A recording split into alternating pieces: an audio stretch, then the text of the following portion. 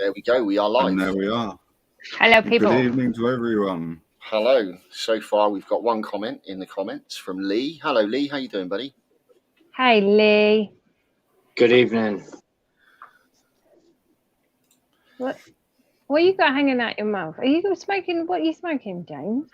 What is that? Vape. Oh, this is a vape. It looks like a cigar. I was going to say it looks a little bit like a big fat cigar. It did. It really did. How about that one? Those It's are less.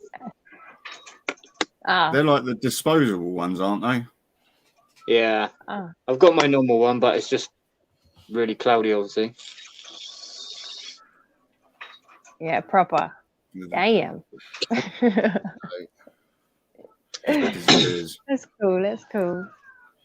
Just I'm while, like. Oh, go on. Sorry. I was just going to say, just while we're getting started, I'm going to go and set a few reminders out there to see if I can draw a few more into the stream. Yeah, no worries. Hopefully people will join. Yeah, we're usually late, to be fair, so our usual crowd will turn up in about 5 or 10 minutes. Oh, okay. All of a sudden, they've seen us go live at like 1 minute to 8, and it's like, no, it's not 8:15 already, is it? You know. Yeah. Hey, Chase, how are you, dude? How you doing? Hope you're well. I'm sorry that my pairing video kind of disturbed you a little bit, Chase, as well. So now I've got the opportunity to say, yeah. But we will get you over your fear. Don't worry. Someone with a fear of spiders. Yeah. So Chase keeps mantis, and I think he's got a jumping spider, but he's never kept a tarantula. So, but he, he's trying his hardest to get over his fear. So it's really good, and he'll get there. Yeah, definitely. Yeah. He's taking those One step at a time. taking those first leaps, you know. Yeah, so, that's it. Exactly. hey, Kieran, how you doing? Hey, Kieran, how are you, man? Good evening. What you've got to remember is fear is taught, isn't it? So someone obviously told you that spiders were scary or whatever, but yeah, it can be tricky because it can come from anywhere. Yeah. Even your siblings teasing you, Yeah, that kind of thing. Could be anything. But I always find that knowledge is power. So if you can absolutely, find everything out about them, you won't have a fear anymore. Yeah, Even just kind of disappear. The thing is, it all takes time, innit? You know, there's no point rushing it. Like, just do it within your own time. There's a lot of it stems from obviously what we've been taught as kids and stuff as well, and it's fear of these animals because we don't know what they are necessarily. Absolutely. Well, it's like for me, my biggest fear was the dentist. I was absolutely petrified of the dentist. Wouldn't go near him. As a kid, never went and had checkups with the family. And as an adult, I thought, I've got to get over this. So I started working in a dentist and found out everything about it. And then I didn't have a fear anymore. So I always believe, if you're brought into something, find out about it and you won't have a fear. Yeah. Hey, Tyler. Absolutely. Totally agree. Hey. Hello, everybody. Good evening. Mini Rock says hi too. Bless her. Mini Rock was like, I can now like show my face, can't I? Because I've been on your channel now, so it's okay now. Okay. So got a few more I couldn't not let Greg. her. Everybody was meeting her. And, hey, Greg, how are you? Good evening, Greg.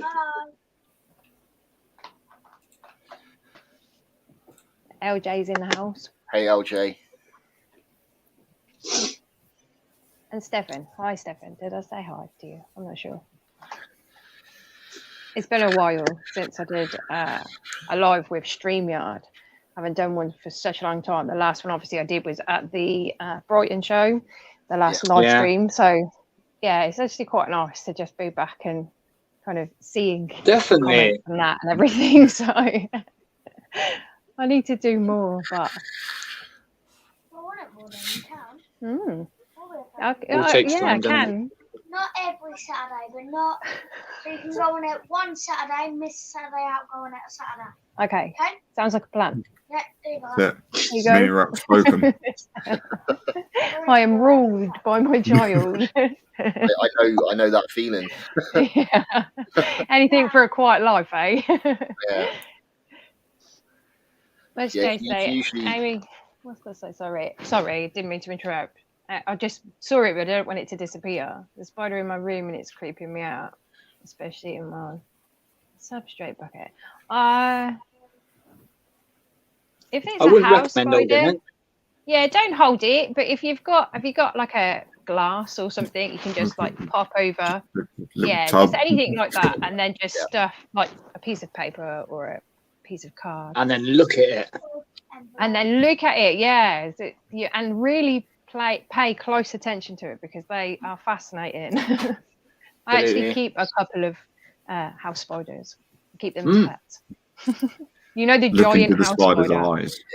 Yeah, I can't remember the scientific name of them now, but it is the giant house spider. So yeah, I'm growing them up. Yeah, it's the I want them to get big. cardinal spider, isn't it? That's it. Yeah. Thanks, Mum. You reminded me. You do need to check. You need to check on them, do you? Be careful. Huh? Probably be able to check on. Yeah. Well, look how isn't we've it? done to Loads of webbing. So they're in. I know it's not the greatest of enclosures, but so this is a house spider that's in here.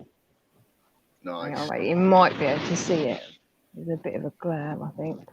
It's in the cork bucket. Can you see there? Yeah. Look. Yeah. Yeah. And it's That's they're so cool to feed because they eat so differently to tarantulas, and yeah, I'm kind of getting into my true spiders. Proper leggy, that one, isn't it? Yeah, it is probably a male. You gonna put him back? What you can do? I think batteries ran out of that. No? No. Oh, She's inspecting it, making sure it's okay. Cool. Where We did lost Tom go? James. Oh, James. Why did I say Tom? Yeah, I don't want to put the light in your eyes. There you go. I think it was because you were there. Were you there next to me? That's why. Yeah. Now you've gone up. Yeah, that's why. You switched. Do the big loop in a minute. It's fine. Yeah. What's Hey happened? Moon, how you doing, dude? Oops. It's like James is having technical difficulties again. I'm just gonna. It's not me. Bye, LJ. More than Moon. What you doing? I'll see darling? you later, LJ. Thanks for stopping by. No, please don't now. Here he is. Sorry about that. Did you accidentally press the wrong button or something, dude? I did, yeah. I pushed comments, but I pushed leave right next to each other. So you booted yourself. I did, yeah. Hi, Moon. How you doing? Good evening. Hey Moon. Moon. Moon is awesome. He's always in the streams and comments Yeah. on videos, and yeah, Yeah, he's, every he's week. we have- awesome. Yeah. Normally the first to comment as well, which is incredible. Yep. Yeah. Pops For all of in us just as for well. work. Like, I don't know how he has the time to do it. Or I don't know what his secret is on YouTube, giving him the notifications for everything, because I don't get them all. True. When's the return of TTS&T? Well, I really don't know at this moment in time. We have kind of spoken about it, and we do have like a group chat where we are kind of talking about it. So, but I can't say for certain. Obviously, for me, Fatal Fangs 4 is what I'm kind of thinking about at the minute. So, Yeah. yeah. You can stay on that live stream till the end. Yeah, like I said though, I do miss the streams, and I really do miss doing TTS&T just because it was such a laugh. And we do want to bring it back. Yeah, we do want to bring it back, but it's just, I'm sure you guys appreciate it as well. It's just having that time. Yeah. And for us, Yeah, like obviously, you know, arranging all the games and everything like that every week was, yeah, it was pretty difficult at times. Yeah, people don't get actually how much work and commitment goes into that behind the scenes. Yeah, it literally, so when we were doing it weekly, it would take us all week to you know, prepare for that stream. Then we'd do that stream, and then all week we'd prepare for the next stream. So it was ongoing, like all the time. And then we cut it down to every other Saturday, didn't we? And that kind of worked a bit better for us. But then we kind of lost momentum, I think, what happened. And then lockdown stopped. Kieran went back to work. You know, everything just stopped. You know, my life completely changed when lockdown was lifted. And I just was like, okay, this is not fitting in. Let's have a break. So we decided to have the break. But we will bring it back. We will do it. in one way, shape or form. Even if it's just a special or something. Yeah, that would be awesome. Yeah. Okay, thank you. So it looks like Greg might be having a bit of a resurgence, potentially. Ooh, exciting, Greg. We'll wait to see what comes. Exciting. I will keep an eye open for that, most definitely. Yeah, me too.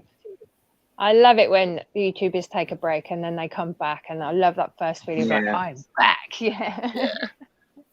It's awesome. But we all, you know, taking a break is something that a lot of us have to do from time to time. I missed a week the other week, you know, just sometimes just don't have the time, and it's difficult. Like this video that I'm got coming out tomorrow, I think it took me about 15 hours in total to edit it. And then just 4 hours to render it and upload it, and then all of your descriptions and your stuff. Yeah, it takes a lot of time, although it's enjoyable. And I'm not saying by any means that I don't love it, because I do. But so it's time consuming. I know what you mean. And like for mine, I've not really done a huge amount on my channel recently, but I did spend a lot of time focusing on that Halloween build. So a lot of time went into that. A lot of time went into that. Is Lee in the chat, actually? He's not. Not at the minute, no. Oh, I thought he was coming today. But the other thing is, so the showdown between Lee and Steve that he announced on his winners video, they've asked me if I'll host that. Oh, really? Nice. That's awesome. So I'm thinking, I don't know, because obviously me and Steve are 1-1 now in competitions. So maybe, you know, the winner of this competition, depending on how it plays out, we'll go head to head with you. Yeah, I'll have a That's cool. That's really cool, that is. I do like the enclosure builds. I've entered a couple, but yeah, I don't think mine are that good. So I just haven't got the patience for it. I mean, like it takes so long. Yes, it does. I'm going to slowly be starting to pick up bits and pieces to do some stuff. So yeah, I've decided, but you know, it won't be till like after Christmas that I start something. You should do it, because it is nice to do it, and then when you finish it, you look at it and you're like, yeah, that's awesome. And then when you put the spider in it, then it's like, oh my god, yeah. And you're so glad you've done it. So I have done a few, but it's been nothing major. But then you did your little hide, didn't you, for Lee's plant pot hide build? That was pretty awesome. I really liked that. That was good. That was really good. My cow pat, you mean? Yeah. That was awful. I quite like that. Good. No. In keeping with a naturalistic theme, it definitely looked naturalistic. Yeah. I tried, but I think I should have done is perhaps carved the expanding foam a little bit and not just paint over it in brown. You know, for next time, I suppose. Yeah, this is true. I suppose the most important thing is, did you have fun doing it? Oh yeah, I mean, it is always good fun, isn't it? Just to try and do something. I've got this like real good image in my head of what I was going to do. It turned out like that because it didn't. But yeah, it was good fun doing it. It was. That's all that matters, isn't it? Yeah. It is all that matters. But I quite like doing like the minimalistic, not minimalistic, but you know, the naturalistic looks, but it's minimal, like not packed with loads of stuff. And I don't tend to go kind of like crazy with, you know, how like Steve does his horror stuff, although I'm not knocking it because it's amazing. It really It's is. incredible, But yeah. I couldn't do that. I don't know how he comes up with the ideas. Oh, hey Jay, how are you? Spider King. That's the thing with Steve, is like every other week, all of a sudden, it's like, oh, look, here, I'm doing this one now. And then it's almost like he just walks to his back room or something and just opens it up, and there's just like a big stack of Just, yeah. toys, if you Absolutely. wish, or action doll. And it's like, oh, that one today. Yeah. It's just like, I'll put that in there. That's fine. Do you know that I think shares out what we his should landing do phone. is we should challenge Steve to do a build, but where like we pick, say, the enclosure, we pick the substrate, the style, and everything. You know how everybody picks a different bit. Completely And, like, out of his comfort zone. yeah. Throw it back at him. Thing is, like, he'd still smash it, wouldn't he? he would, he really would. But yeah, so like the themes could be like unicorns and princesses. Yeah, Just but I something mean, really far fetched to what he does. This would be the fun of it, wouldn't it? It would be just something other than horror. Yeah, You know, it would just be amazing to see him do something different. it would be. It would. It'd be so cool. Yeah, and I think he'd be up for it as well. So Yeah. Steve, Yeah, if definitely. you're watching this or watch it back, let us know. Lad's not in are going to challenge you.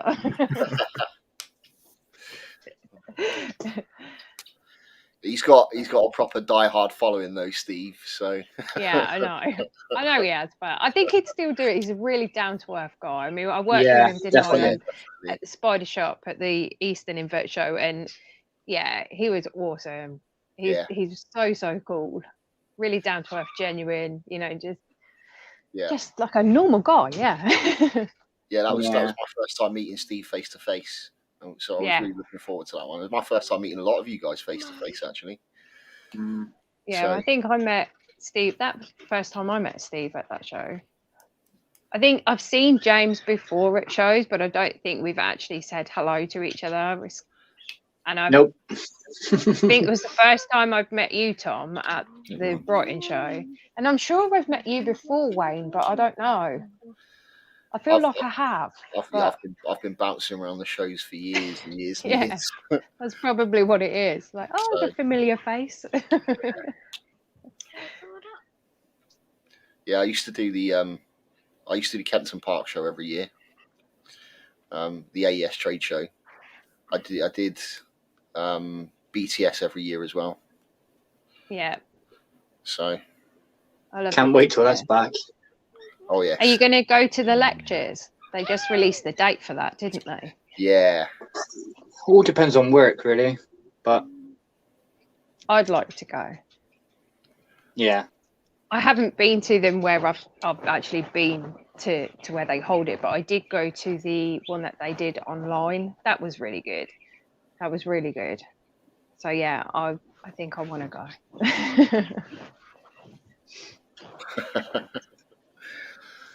Tyler, it's still too early to talk about Christmas. I don't. Too early. That word should be banned at least to the 20th. Oh my gosh. I don't even talk about Christmas yet. I have done like the first couple of little bits of Christmas shopping, but that's because I like to try and spread it out.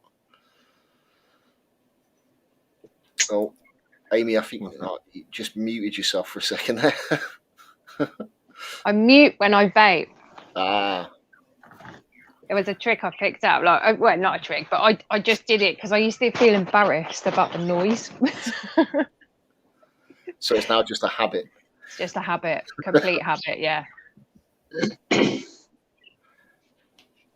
Complete and utter habit. Yeah, Stefan, you definitely need to go to the one of the shows next year. It would be awesome to meet you as well. Yeah, you do, dude. Yeah. It's always awesome to just meet people. Come to the BTS and stay the night before with everyone. Yeah. Why not? Party. But don't think that you're going to rock up at the BTS being fresh-headed and looking at tarantulas. So make sure you've got a list. Make sure you don't spend all your money either. Yeah. Yeah, two separate pockets, one for beer tokens, one for spider tokens. Absolutely. And just leave the spider money in the room. Don't take it with you. Be too tempted. It's too funny. I do love the shows though. So Yeah, they're glad to have good. gone to the last couple. Yeah. Oh, thank you. They're just so far away, aren't they? Like, Thanks, Ray. well, apart from the Bristol show, but for me anyway. Some of them, a couple of them are for me. So Bristol is, Brighton's about, I think it took us about 2.5 hours to get there. The BTS is just around the corner from me. The Bedford show's just around the corner from me. Like literally half an hour drive. Yeah, I'm lucky. The Bristol show for me is 6 miles, so not far at all. You got no But excuse then. Yeah, all the others are like 2-3 hours away. But Yeah, the Bristol show was the closest to me. It is worth travelling to some of them. Oh, definitely, yeah. I mean, I would really love to go up to Doncaster for one of the Doncaster shows, but again, I've never been to Donny either. Dude, it's so far. I say that, but then I used to go to Ham every year for Terroristica. Yeah. So. But Doncaster's too far. That doesn't make sense, does it? No. I don't even know how far it is from me. Probably quite far, I would imagine. Let me see. It's worth going now. Yeah. Yeah, I think Brighton's the closest one for us. It's about an hour. Oh, And then two everything else is up 2.5 to- hour drive from me. Sorry, Tom. Didn't mean to interrupt you then. That's right. Oh, maybe I'll have to go to one of them. It's not that far, is it? Yeah, we still need to organise our lads night out thing. That's not out. Yeah. What are you going to do? Stream it? Wow, that could be dangerous.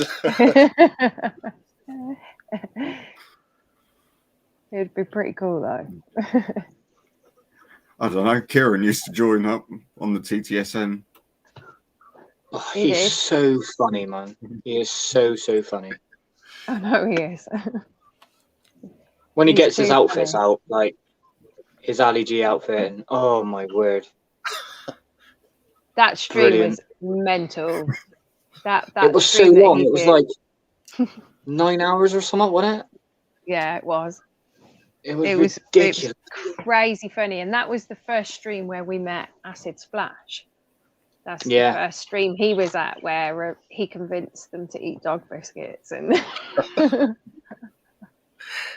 Why not? It was a pretty messy stream, but funny as hell, man. Funny as hell. And then after that, that's how TTS&T started, kind of. Because it was lockdown, wasn't it? It was like, well, let's just all get on camera together and just have a laugh. Yeah. You should definitely bring it back, though. Definitely. Yeah, we will try. We will try. So I think we've been talking to Danny and that, so hopefully, fingers crossed, something will come of it.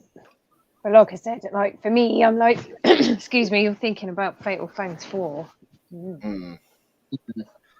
I'm definitely entering this year. Well, Yeah, so I think someone asked a question about that earlier, actually, whether or not Mantis could be entered. Ooh, we'll have to wait and see.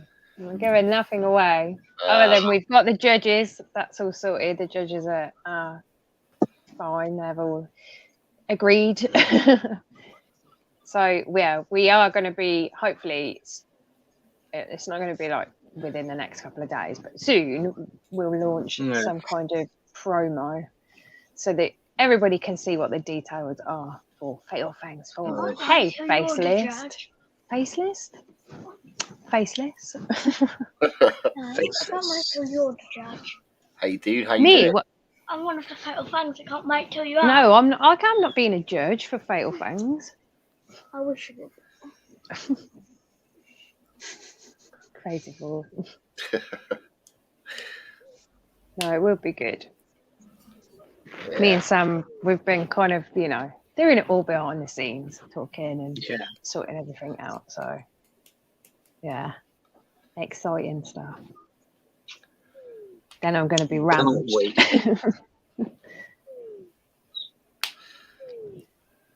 Does Amy know who asked that?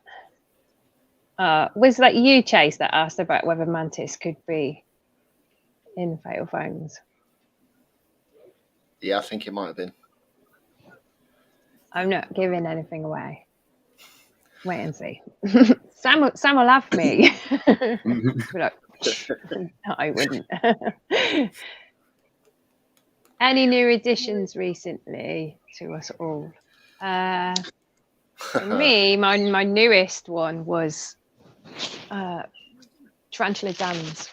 Not that she's mine. She's not my addition, but she's an addition in my collection. So this is Tarantula Dan's adult female Brachypelma Amelia. Her name is Ellie, or Ella, actually. And I paired her with my male, who was here. Yeah, so they've been paired once. He's still making sperm webs.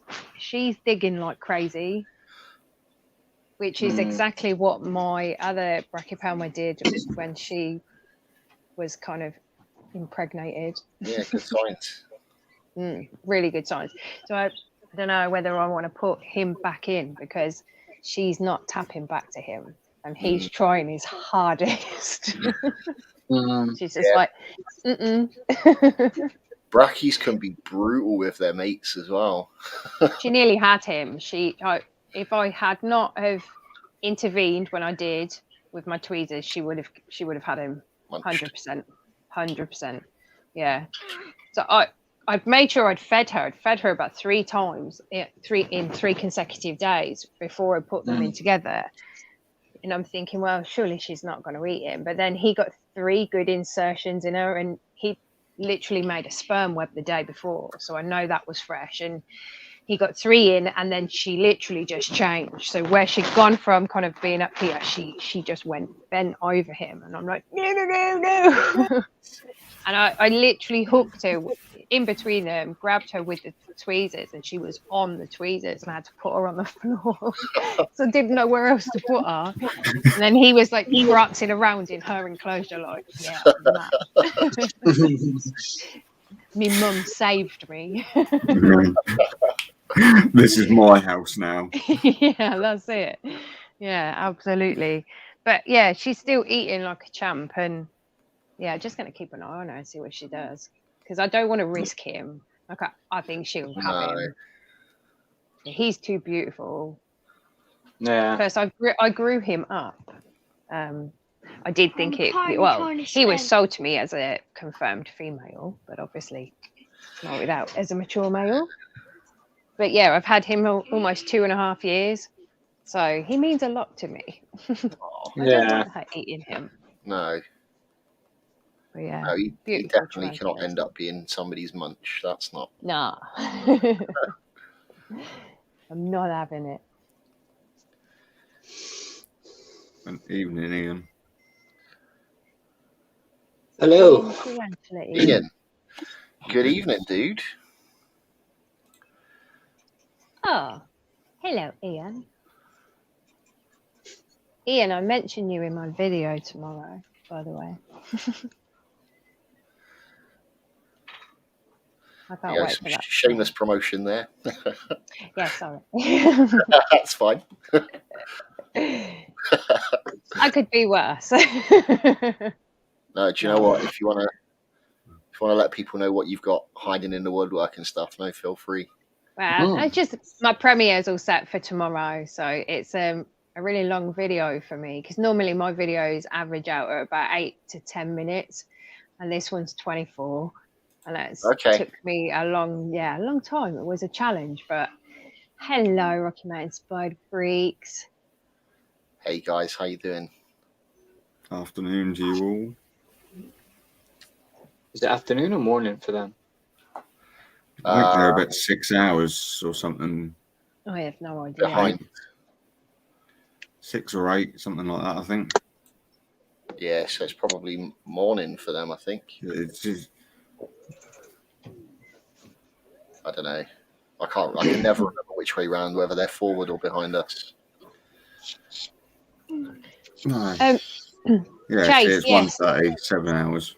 Oh, sorry.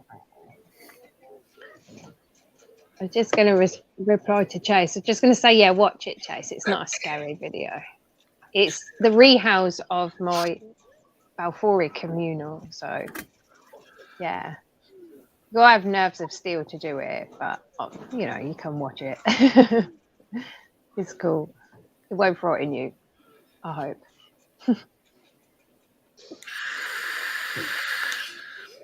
And I was saying to the guys earlier, my new addition is this little thing. I might be just a little bit jealous. Just That's a little cool. bit. Just a little bit jealous. That's really cool. Went and picked it up from Dave on Saturday afternoon. Nice. How many tarantulas have you guys all got? As a Blank. as a rough number, I don't know, 180. Okay. I was going I'm to say, about- I think. Go on, James, you first. I'm about 140 something. Yeah, I reckon I'm around that. I think the last time I counted, I probably had about 70-ish. And I'm pretty sure I've doubled in size. I've definitely doubled in space since then. Yeah. So, How about yourself? So I think I'm on about 125 because I've given away some mature males recently, and I gave some Balfouri to Jaden as well. So yeah, I'm kind of a little bit down as to what I was a couple of weeks ago. Put it that way. Oh, rude. I say, yeah, I didn't actually count the communals. So I've got 2 communals in there as well that I didn't count. Just kind of, Rude. they're in one enclosure. I kind of count them as one. As one. Yeah, No, that's don't what I count do, them as yeah. one. That's count them as one. including everything in my communals. It's around about that. So, I mean, if you take out that, then it's probably like 20 less ish. Yeah. Yeah, if I took... I just count the communals as one. What have I got now? I've got 33 that are split in between 2 communals. Because I've got my original communal, which I got 2 years ago now. And they're all starting to mature. I've got mature males in there, and I need to get them out, and I can't. Because I made a chamber system out of excavated clay with burrows for underground, and yeah, they just shoot down it. I'm not putting my hand in, it's like it's not happening. And then I've got the other communal, which is tomorrow's video, and those ones are a mixture of my slings and Ian tarantula slings. Hence why I've talked about him in my video. You're low-key freaking out. Why, Chase? Why are you freaking out? It's probably just the thought of all those spiders that you're surrounded by. Oh, no, don't freak. Yeah, like best part of 600 spiders between all 4 of us. Yeah. Oh, yeah. Yeah. Well, RMSF have just said if they're counting slings, they've just got lots. They don't count. Just got lots, yeah. I think that's the best way to say it when somebody else, I've just got lots. Yeah. Or a few. Yeah. Not that many. It's usually my Just a room full. a few. Just a couple. I do have quite a lot of slings at the minute. I've got like loads of little ones in here. So these are the LPs from Sam, Bug Realms. I brought some of his because they're Elaine and Kevin, isn't it? Which is Mark's tarantulas and Sam's babies. So I had to have some. And LPs. This is my Celadonia's in there that Dan gave me. Yeah, I was going to say that. Yeah, that one I guard with my life. Look, he's done borrowed digging. I know. Spiderlings dig too. Down in the burrow. Oh, so this is the G Rosea that would Princess say Sophie something Pink gave me. Oh. That was really sweet of her to do that. Yeah, definitely. So I was so surprised as well. Yeah, they might need some water, Bubby. Here. Go and spray your stick insect eggs. Yeah, tell him what brand. What brand they are. What breed they are and who sent them. Sam sent them, but I actually can't remember what the scientific name is of them. I have got it written down though. But Sam sent them to you, didn't he? So Tyler's finally convinced Nigel to let her have tarantulas. So after all this time, she's convinced him. But she's been and bought one of those little, the mini rubs that you put spiderlings in. You can get the storage rack for those, so you can get like 24 in there. She's been and bought one of those, and Nigel's turned around and was like, "Nah, you're not filling all them up." Well, you kind of got to now, haven't you? You've got it. That's it. You can't have empty enclosures, can you? Empty enclosure, that's a space that something could be taken up. Yeah, look, tarantulas are just like Pringles. Once you pop, you just can't stop. So, if you're saying she can have one, she's having more than one. Trust. Yeah. One with a couple of O's on the end. Yeah. The same thing happened with Angela, where she convinced her husband to let her have her first one. He said, "You're only having one, just one, just one." I think she got about 14 now. She's slowly getting there. Good number to have. Yeah, it is. It is. I remember only having, really, really small collection, and you kind of every day would just look at these like 4 different enclosures, and then like, maybe I could have one more. And then before you know it, you window shop in the now we're shop, walk around and all that's dangerous. See, my problem is I've got that, that addictive gene that means that you kind of get hooked on things really easily. And that's my issue. I mean, to be fair, of all the things that I could have an obsession and be addicted to, tarantulas is not the worst. No. Not at all. No, not at all. They're really therapeutic as well, I think. Yeah, definitely. Guess the colour of it. So especially Pokey's, I find them stunning. I really do. Me, with the job and stuff that I do, it's quite nice to find a way to decompress and chill out and stuff like that. And I find that you, at the end of a really stressful day, if you just come back, sit down on the floor, surround yourself by enclosures and do a round of feeding, because you have to relax to do that. You can't do a round of spider feeding if you're stressed out and annoyed and stuff. So it forces you to relax, calm down, calm down. So you're absolutely right. 100% is therapeutic. Yeah. And even just like when you feed the tarantula, it's that watching it happy dance and watching what it does. And it's all of it. It's not just like banging food in. It takes me ages to feed because I just sit there like, oh, look. Yeah, same. It's like Sarah around the feeding, she'll just like chuck a cricket in each enclosure or whatever else, chuck a roach in. And I'll sit there, and even with the tiny little slings, I'll get a tiny little pair of tweezers and I'll like take off the tweezers. Yeah, absolutely. Dining, isn't it?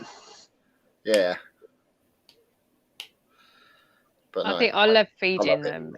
It's a huge part of it, and I really enjoy it. I feel sorry for obviously the prey, especially locusts, because they're cute.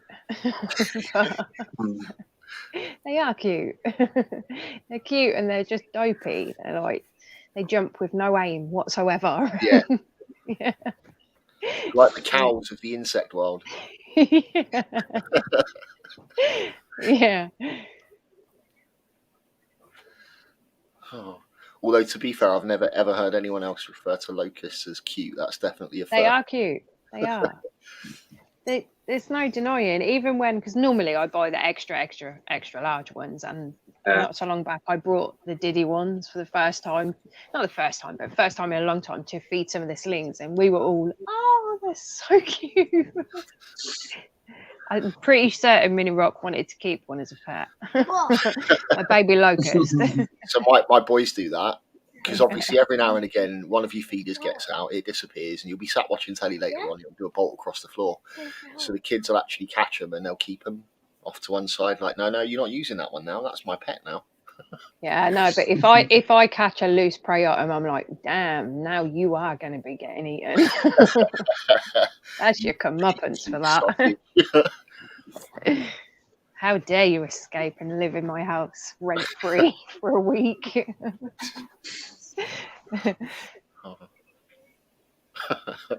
It's red runners. They're the ones that I tend to lose the most of. Yeah. And then you come down at night, and like, because obviously my collection is in my living room, so this is actually my living room. So like my collection goes like right up, and so I feed down here, and obviously red runners escape. And I'm like, oh damn it! And then you come down here at night and you turn the light, and they go, I see you, and I'm gonna catch you. Yeah, we've just had a load of red runners escape actually. Sarah's done a clean out with them and sorted them all out, but she went to knock the egg crate on the side to knock them in, but didn't realise half the egg crate was poking out over the side of the box. So oh no! Half went in the box, half ended up on the floor. And you know how quick they move once they hit the deck. It's like gone. Yeah, that's it. There's not much point once they hit the floor. You may as well just go. We're only talking about half a dozen or so, but they still just keep popping up randomly. They will, but you know what you need to do? You want to check warm areas in your house, because we did have a little bit of a problem at one point where obviously they'd gone into my kitchen, and it could have only been one or two, but then they'd gone behind my fridge where it's warm, and they had started to breed. And it wasn't until we moved our fridge that we were like, oh my god, look at all these babies. I mean, it wasn't infested or anything like that, don't get me wrong. And we had to catch them. I had to put sticky traps down to just catch them all. I was gutted. So I was like, well, I could have them, you know, but and that's just literally from like 2 or 3 escaping. So sticky traps. Not that I like them. The insect ones, I mean, obviously. Thankfully, I didn't catch a spider, because that was my fear. Like every morning, I was like, "Please don't be a spider on there! Please don't be a spider on there!" I was wondering then whether or not you're on about like big human-sized sticky traps or not. Because we walked down to get something from the kitchen one day and just find a child or bollocks. Yeah, so please don't be my husband on it, please. Husband on it. No, they're only about this big. They're not even that big. Yeah, I just put them under the fridge and that, and I think we got them all. But it's one of the hazards of breeding your own colonies, feeder colonies, isn't it? Yeah. But it pays. Yeah, I've done it. Yeah. Speaking of breeding feeder colonies, I actually need to say a thank you to you, James.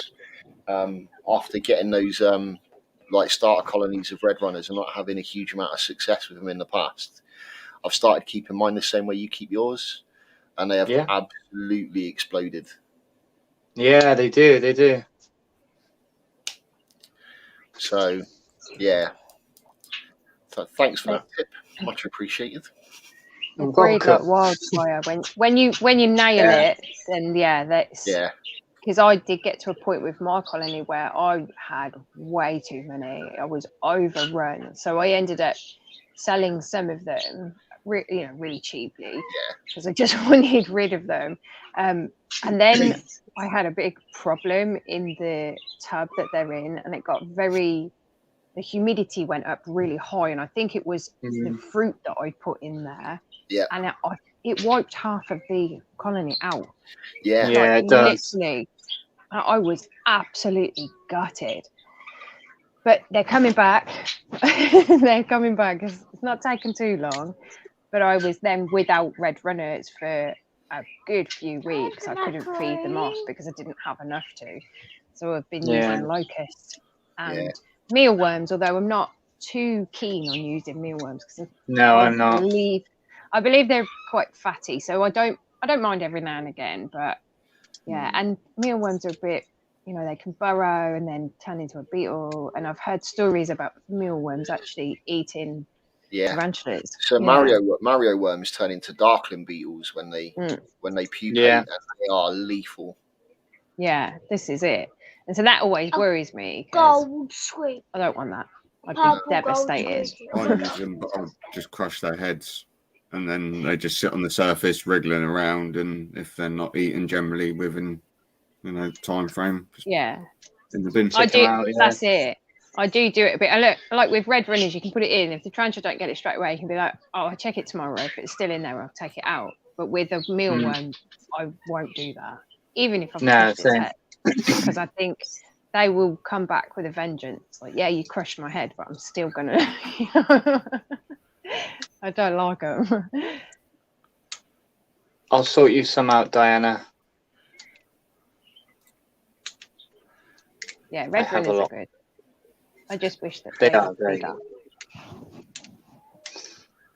Yeah, I mean the females get to quite a good size. Oh no, Ian! See what I mean? They're lethal. Them and crickets. Yeah, definitely. That is why I've started thinking about like mostly feeding with roaches now.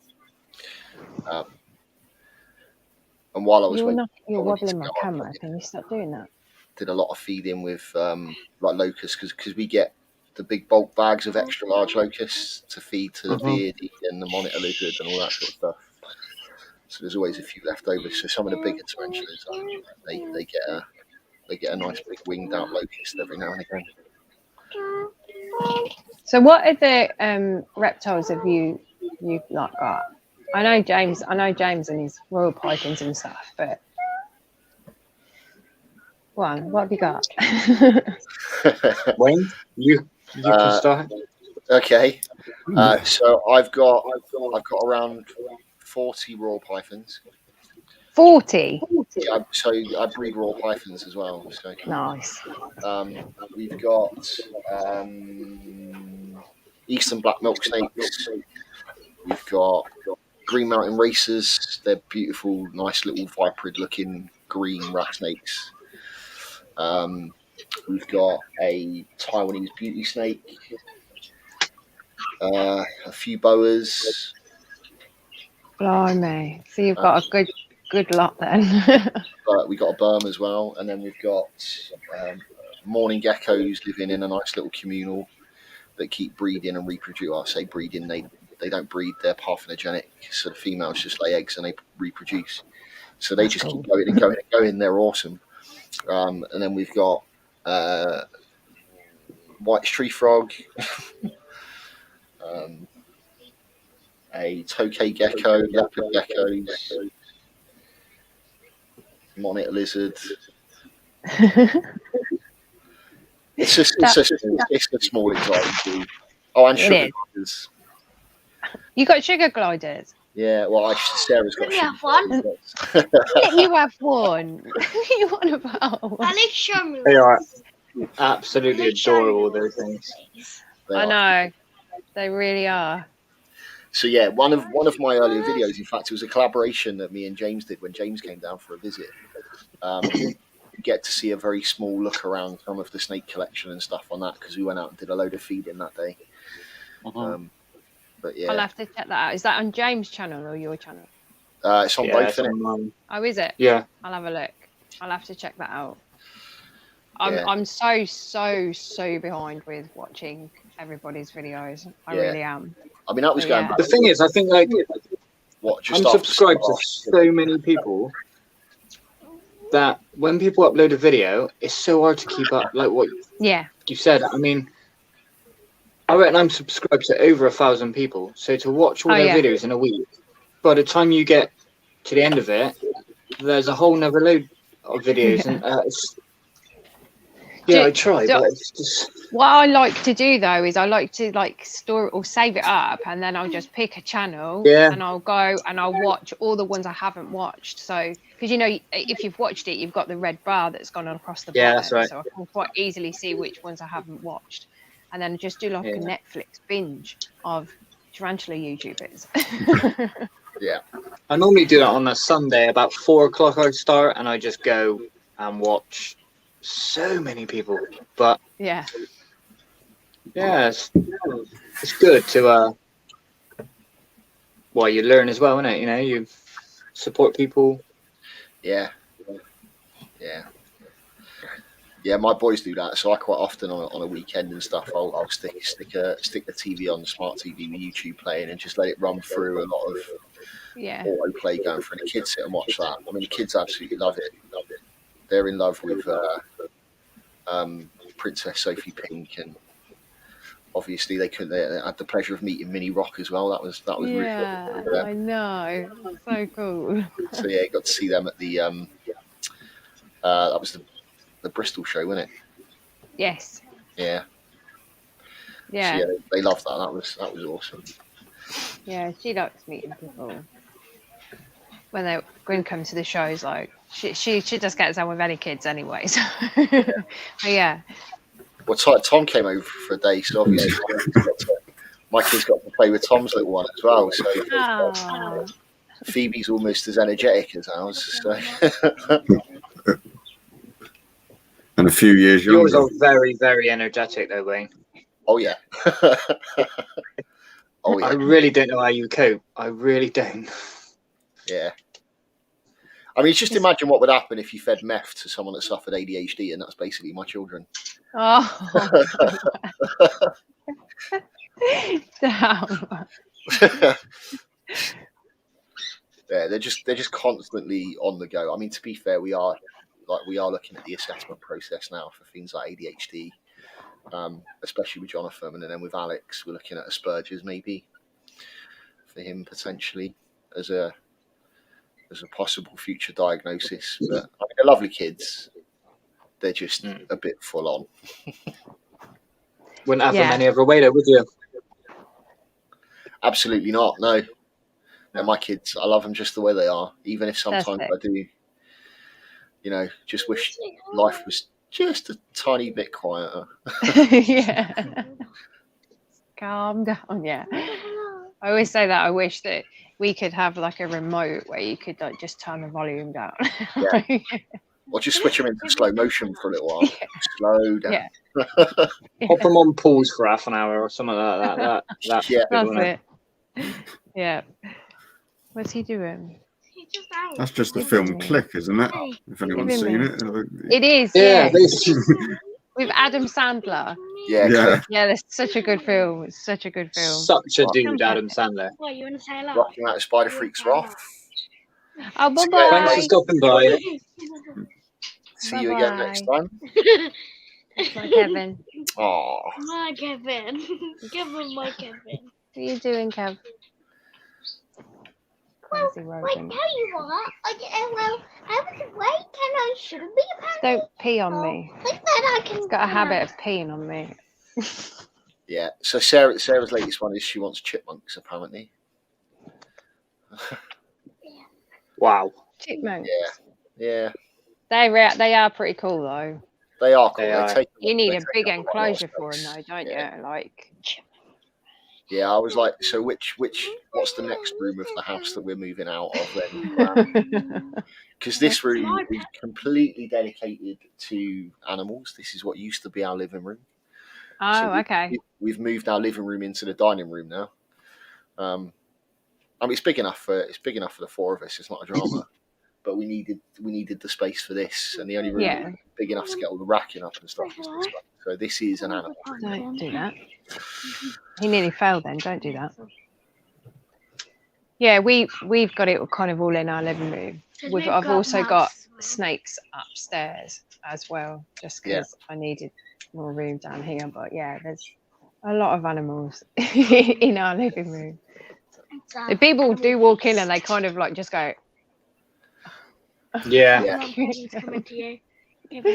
get the two types of people then. You get the people that are a little bit afraid to come a step further, and the ones that want to keep coming back to look around your zoo like it's a free day out. Yeah. Yes. Yeah.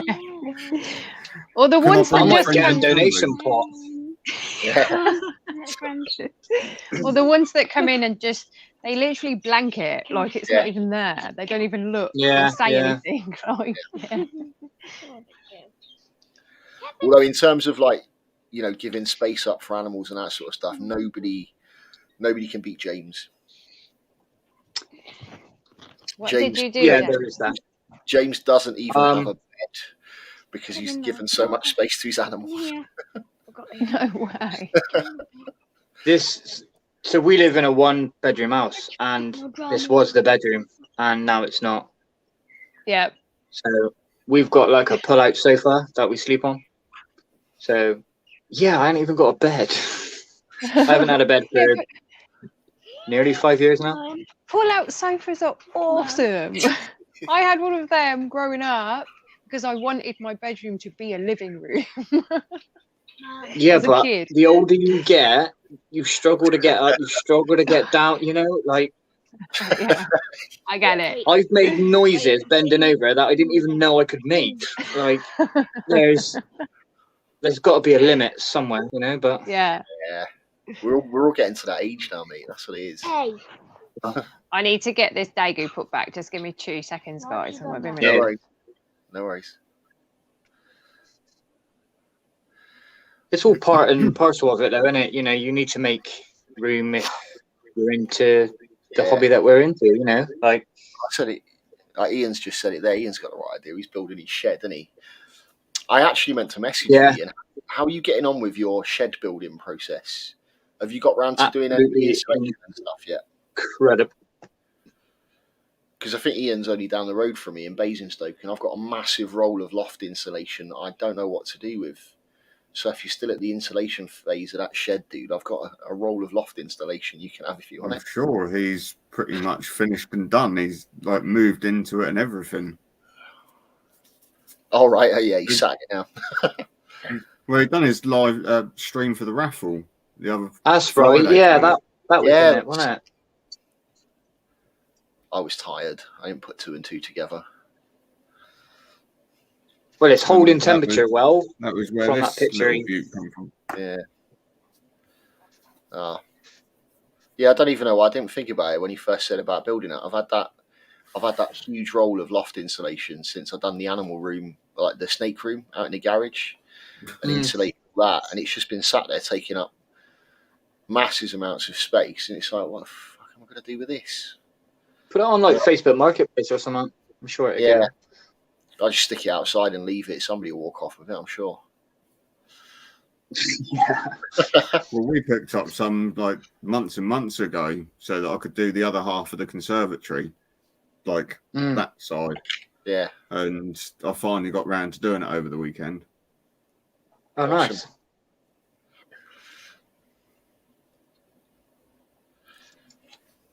But I could, you know, this room ain't big enough, and we keep thinking about like a shed or doing something.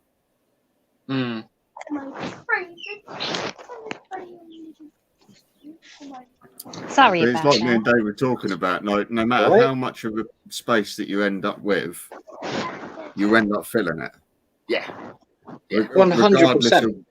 Regardless of whether or not it's a 2 foot by 2 foot square or a 200 by 200, you know. Yeah. You're always you're going to fill it. Yeah. You give me a warehouse and I'll fill it easily. Yeah. Oi, oi. Hey, Lee, how you doing, buddy? Mr. It's Lee's the creature Lee. features. How you doing? Sexy bunch of grapes. So that's what Lee put for. That's what we had to do for his 1K giveaway, wasn't it? Yeah. Right, the sex Yeah. adventure grapes. So I won that, didn't I? You did Yeah. indeed. Yeah. Crazy. So I was watching the video when I watched the video because he did the announcement, didn't he, of who won the enclosure build between you guys, and then obviously he did the reveal of who won his 1K giveaway. And then afterwards, because I watched it and I was like, yeah, I won it, but do you know what? I can see an ideal opportunity here to do what I love doing best, which is random acts of kindness. I just like, if I see an opportunity, then I will do it. So there's 3 things I think I want. So one of them was Elise Creatures goodie bag, which Mini Rock is going to have. And the other 2 was Creature Crate and I think it was Unseen Universe £50 spend. Yeah. And I've told Lee I want Wayne to have it. Oh. Because I think your enclosure was amazing. You put so much effort into it, and you deserve it, dude. So I was like, give it away. Thank you, Amy. You're very welcome. Don't really know what to say to that now. That's all right. That's why he hasn't. Oh, said he's anything. gone all red, look. He's blushing. I said, don't say anything. Then I'll do it. I'll tell him when I'm on the live.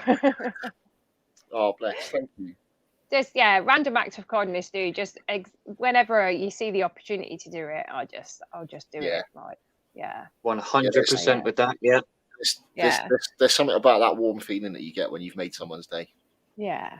Well, you pay it forward, like so even just the smallest of things, like I went shopping the other day and I didn't have a pound coin and I was trying to use a 20p for the trolley and some lady gave me her pound coin and I was like, oh my god. And so then a week later some guy hadn't got a pound coin. I'm like, here you go, I'm paying that forward to have this pound coin. Yeah, definitely that's just so little good, things like that. because it makes someone's day, literally. Like, it does. Yeah, no, 100%. well, I think so anyway. It does. It really does. You want to draw me? Did you not do a drawing of me already? I'm not sure. I can't remember now. Maybe you did. There's so much stuff. I don't know whether he did or not, but I know that he's good at drawing. Will do, mate. Yeah. Yay! Lee can get it sorted out now. He's been waiting. Oh. That actually has made my day. Thank you. Ah, you're welcome. Good. I'm glad. But yeah, everybody did amazing with that build. Yeah, everybody definitely did. But yeah, I must admit, out of everyone, I went with yours. I even voted for you because I was like, no, the effort that you put into that. Yeah, 100%. Yeah, I saw the vote. Really appreciated all the support and stuff, and people putting some very, very nice positive comments. It's always nice to, you do something like you have some fun doing it, and then it's nice that people enjoy watching it, and seeing it, and This is what I love. I love about Lee's channel as well, is that Lee does this because I entered his enclosure build where you got to do it out of a jar, and just like getting everybody involved to kind of do it. Yeah, definitely. We always wait on Lee. Lee, what's the next collab? It's good though that like the community can come together for something like that. It is you don't really get that in any other hobby, do you? It's no. This is definitely a different one. Yeah, it's the one thing I've said right from the start was obviously being involved in the hobby. I've always been, as long as I can remember, pretty much I've been involved in the hobby. But then actually taking that little step further and getting involved in the social media side of it and stuff. I was blown away. I was blown away by the fact that it's such an amazing group of people. Yeah, all come together and stuff at the drop of a hat to, like, if there's a member of the community that's struggling with something, or if somebody's looking for that one random particular species that they just have really crap luck with or can't find or something, and like the community ends up sort of getting together to sort little bits and pieces out. It just blew me away. Yeah, such a privilege to be part of it. It really is. Yeah. When I it's just go on. Sorry. Carry on. No, I wasn't going to say anything. You carry on. It's even like YouTube. I didn't even think I'd get 10 subscribers, and now it's like 460 something, I think. Like every subscriber just it's brilliant. It really is. It makes my day, literally. Just one subscriber. It's just yes, you know. But little things like that, you know, it goes a long way, I reckon. Oh yeah, 100%. It just makes you feel like you're a part of something, and you know, Yeah, we all share this, you know, passion in common with each other, and so then we just easily get along because we could talk about it. I try and talk about it to my non-tarantula friends, and they go, yeah. So did you see that they program?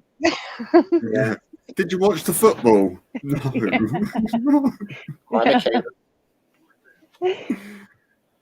Hey, Michaela. Good evening. Oh, bye, Greg. Yeah, definitely, Yeah, Greg. Awesome to have you up at some stage, man. Take care. Enjoy your evening. Thanks for stopping by. Have a good one.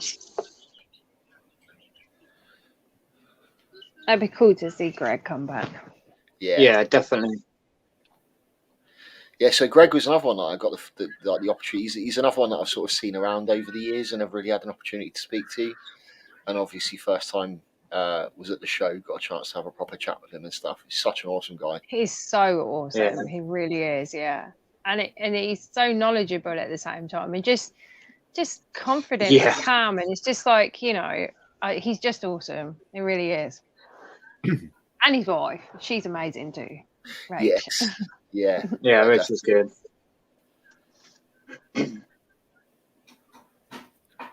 Yeah, unfortunately, I didn't really get a chance to have a chat with him at the show because every time I walked over, he was with someone else. And With someone, yeah. I'll come back in a minute, and next minute it's like, you know what? Yeah, it is. I caught You up do. with him at the very end of the show, sort of thing, had a quick chat, but.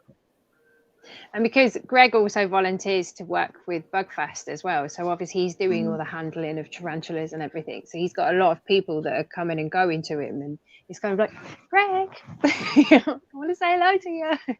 Yeah. Team Lee. Oh, we'll have to see, Lee. Well, I have to remain impartial. Yes, you do, Wayne. You do. It's not easy. No. And I for Fatal Fangs, it was like, oh my god, these clips are just insane. And then, yeah, just staying like totally neutral throughout the whole thing. Yeah, I mean, I suppose, hosting it, you're supposed to stay neutral. But if there is an external panel of judges, it kind of takes the pressure off a little bit. It does, yeah, it does. I just kept my opinions to myself. But I really did think everybody did such an amazing job anyway. You're allowed to have favourites inside. Yeah. I did, because obviously I put it all together before it aired, so I knew, you know, as it was going along, I'm like, oh my god, as we were getting further and further to the end, I was like, I said this person would go this far, and Yeah. Hey, There's some of the shots that people get as well, like the quality of the video is brilliant. It's come such a long way, hasn't it? Yeah, I mean, I still use my phone to record. Mm.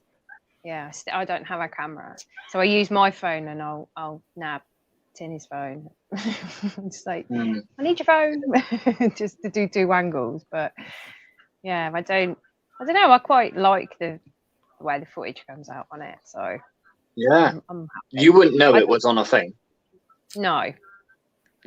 This is it. Like, unless you render it not in the higher quality, sometimes I've done that before, and it's come out a bit sketchy, and then I've had to re-render it in a higher quality, and then it's a bit better.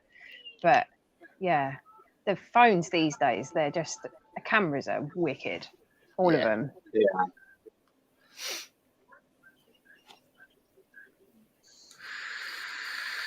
Jay wants to enter Fatal Fangs again.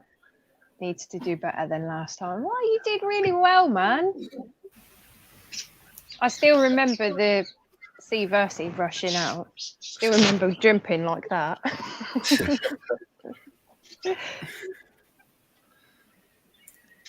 Right, and we got booted out the first round, so. Ah. You know what that means, Tom? Try again. Up the game for Fatal Fangs 4. Indeed. That's the thing. Like, it isn't about like who's got the better camera or anything like that. It's literally about us again, just all coming together as a community and putting out some entertainment for everybody that watches us. You know. Yeah. I got myself one of the posters from. You did. James has James booted himself again. Yeah, you got the poster. I can see it there. I still haven't put mine up. I really don't know where it's actually fallen off the wall, but you know, it's just all the tanks that are there that are holding it in place. You can't move the tanks now. No, if I move the tanks, that'd be it. Domino effect. Oh, Diana's off to bed. Good night, Diana. Thanks for stopping by. Night, Diana. Awesome to see you as always.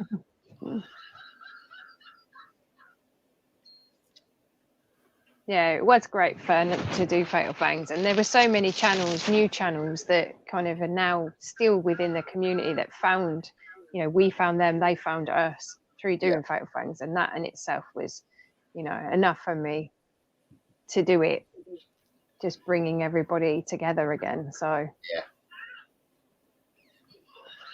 you're hanging up your tongues. We'll still support and watch it, but I don't think I'll enter next time. Well, you know, like, it's up to you, but we would like you to. Yeah. I know it can be hard, though, to get clips from tarantulas feeding, especially when it's going to be something that you're competing with, you know. I'm working in preparation for it. I'm working on the principle that if I just make sure that I've got a couple of cameras recording every single feed between now and when it starts, I should get a couple of decent clips. You should. You hope. Fingers crossed. Although that was our problem. It's not working out that way. When we entered, you know, it's like, yeah, got loads of time. And then it sort of got down to sort of like the last week or something. It's like, we don't actually have venom. It's like, quick, bung a load of stuff together, see what we got.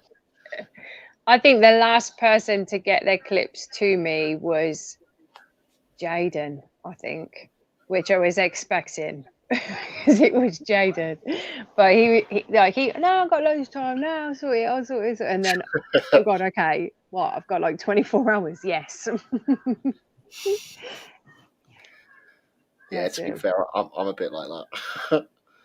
No, it'd be all right. I'll have it to you in time, mate. I need an extension. Yeah. It's rendering. Give me half hour. I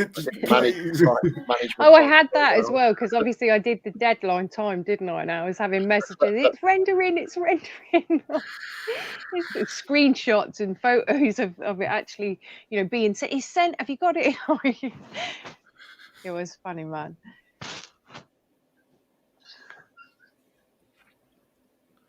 Well, Tanya's got clips already. Come on, Tanya. I keep meaning to, but I'll get distracted and then look at something else and yeah. I know what you mean, dude. It's easily done. Oh, look, someone else is eating. Yeah. It's those ones where you have to sit there for 4 hours until they start like moving, because they're just sitting there with the prey like that. It's like, move, do something. Happy dance.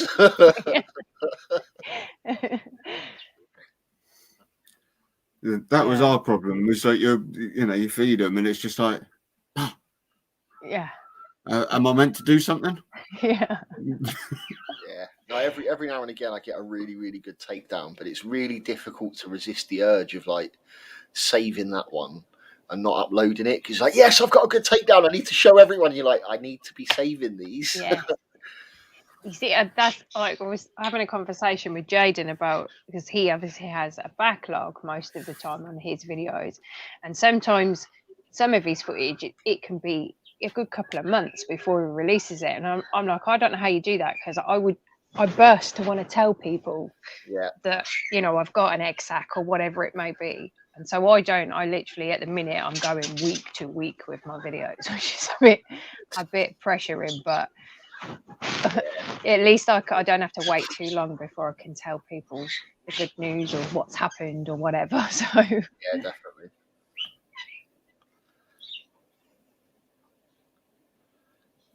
collection tour. Oh, Spider King says I haven't had time to think about filming. I'm still trying to get the collection tour together, but not getting the best footage to show up. Oh no, I'm sure it's better than you think it is. We are our own worst critics. Yes. Yeah. I can pick apart one of my videos, like literally tiny bit by tiny bit. Yeah. Just where the beat might have not hit, it's not hit right with the music, and nobody hears it but me. No, that's off. Don't like it. Yeah, yeah. Or you've put the a font in the wrong place or something like that. Or even the worst thing that gets me is when I put my logo and it's not quite in the right corner. It's not quite there. Well, I've done it now where it's like you've done it, you've sorted it out, you put it all in, and then you watch it back after you've already uploaded it, and you're like, oh no, delete it, make your edits, re-upload it. I know exactly what you mean. So like today with this video that I've got coming out tomorrow, so I rendered it, watched it back, then uploaded it to YouTube, watched it back on my phone, it was fine, watched it back on my telly and it looked glitchy, and I'm like, please don't be glitchy, like this is going to premiere tomorrow. I really don't want them glitches in it, so I'm hoping it was just the TV playing up, because it didn't do it on my phone, so fingers crossed. But yeah, so I've done it. It took me a while to figure that one out. Like sometimes it's the pre-render version of it, so if you, for example, if you put something and you speed it up, it can look very, very glitchy when you watch it back while you're doing your editing. Yeah. And the amount of times that I was like, no, why is it glitching out? It's got to have something to do with the way. So I end up deleting it, going back, redoing the same thing, and it's still looking glitchy. It took me ages to figure out that post-render, it's not glitchy. It's like, all right, okay. Yeah. That wasted 7 hours. Because that's your playback. Is it the resolution? No. It's the frame per second, isn't it? The frame rate, that's it. For that, because I've done it before where I've not like mistakenly speeded it up, and then my timeline's like mega fast. I'm like, oh my god, what has happened? Like, they're gonna like speed it up, me talking, sound like a chipmunk, you know. So I can't put that out, and then realised actually it was just a button that I pressed. Yeah, no, that was that the last big video I've done, because I've actually got a second YouTube channel. It's only just started because I've got a workshop in my garage. I do a lot of like woodwork and blacksmithing and all that sort of stuff as another little hobby. So knife making is one of my other hobbies. So I've just uploaded a video onto that one, and doing the edit for that entire process. It's just that took ages and ages and ages, and all it is the sound of machinery, tools, and stuff in the background. So when you sit back and you watch that one back, it's one of those sort of ASMR type things. It puts you to sleep. Yeah. But yeah, check it out. There is a link to that channel on my Instagram page. So on my main Instagram, there's a link to my second channel. Let me have a look. Stefan said he needs a weight-made knife. The only one that's got one so far is Lee, and he should be picking that up sort of later on this month. But then he did find me a load of stuff that I can make knives out of, so I made one for him as a thank you.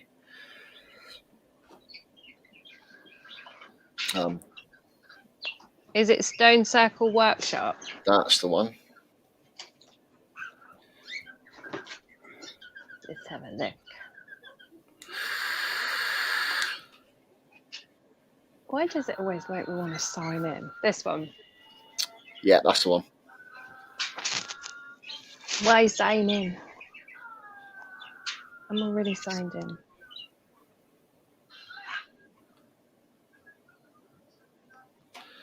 Steve, it's called, if you go onto YouTube, it's called Stone Circle Workshops. And I've got also an Instagram page which has actually got more on it. of the same name. Velvet. There we go. That's cool. Right, I've subscribed. Thank you very much. Following you on your Insta. Awesome. Yeah, those projects take an incredible amount of time to do. So the uploads on there are going to be nowhere near as frequent as they are. Not that they're super I can on my other imagine. channel, but I can imagine. They take a lot of editing. Like that knife building video that's on there, I think the total length of the video is about 20 minutes or something like that, not far off of that. Yeah. But there's about 16 hours of work that's gone into that's been filtered down into just that small amount of time. That's it, yeah. Like you take an hour's worth of footage and then you get it down to like 4 minutes. It's crazy. Yeah. Oh, thank you. Chase. Is it Chase or Chaz? Am I saying it wrong? I saw a comment earlier saying I was saying your name wrong. Looks Sorry. like Chaz. Yeah. I would say Chaz. But thank you for mentioning me in your story. That's awesome, dude. Thank you. Yeah, it could be Chaz. Chase. Chaz. Maybe Chaz. Sorry, I was probably pronouncing it wrong.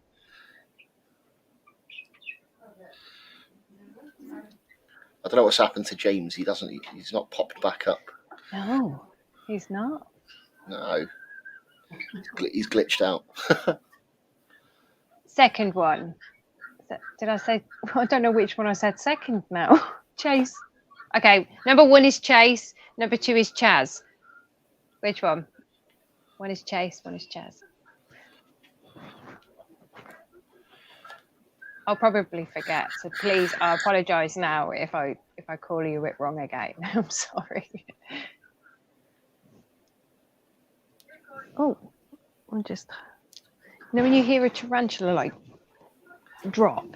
Yeah. Oh no, he's mucking around with his water bowl. So I've got it at the minute just behind me, so you can't hear it anymore. Thank Christ, because I've now got a like a unidirectional microphone, so it should only pick up me and shouldn't pick up too much background noise now. That's good.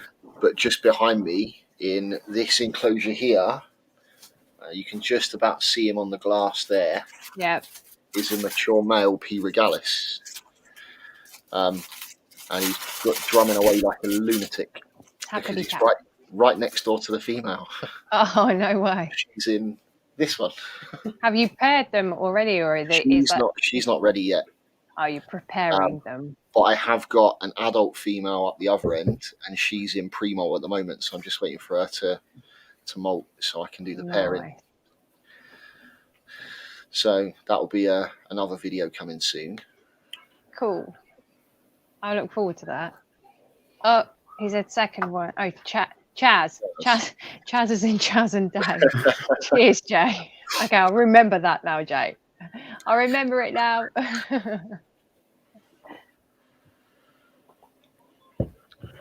Steve, my berm's about, well, I say my berm, it's Sarah's berm. It's about 4 feet long at the moment, so still a baby. Oh. But she's beautiful. She's a hypo. Although I think she might be a super hypo, to be honest. Very, very pale. So what royal pythons have you got? Have you been breeding or? So I'm kind of trying to concentrate on like sort of 3 of the recessive genes at the moment. So clowns, pieds, and albinos. Yeah. And I'm throwing banana into that mix as well, because my ultimate goal is to produce a banana clown pied, and I've got the banana double het clown pied to do that now, which is awesome. Yeah. And then a few other little projects on the side as well. So, but mostly looking into the recessives, and lavender albino's another one. Nice. But yeah, so. See, I've got a purple passion or mystic potion. Oh, nice.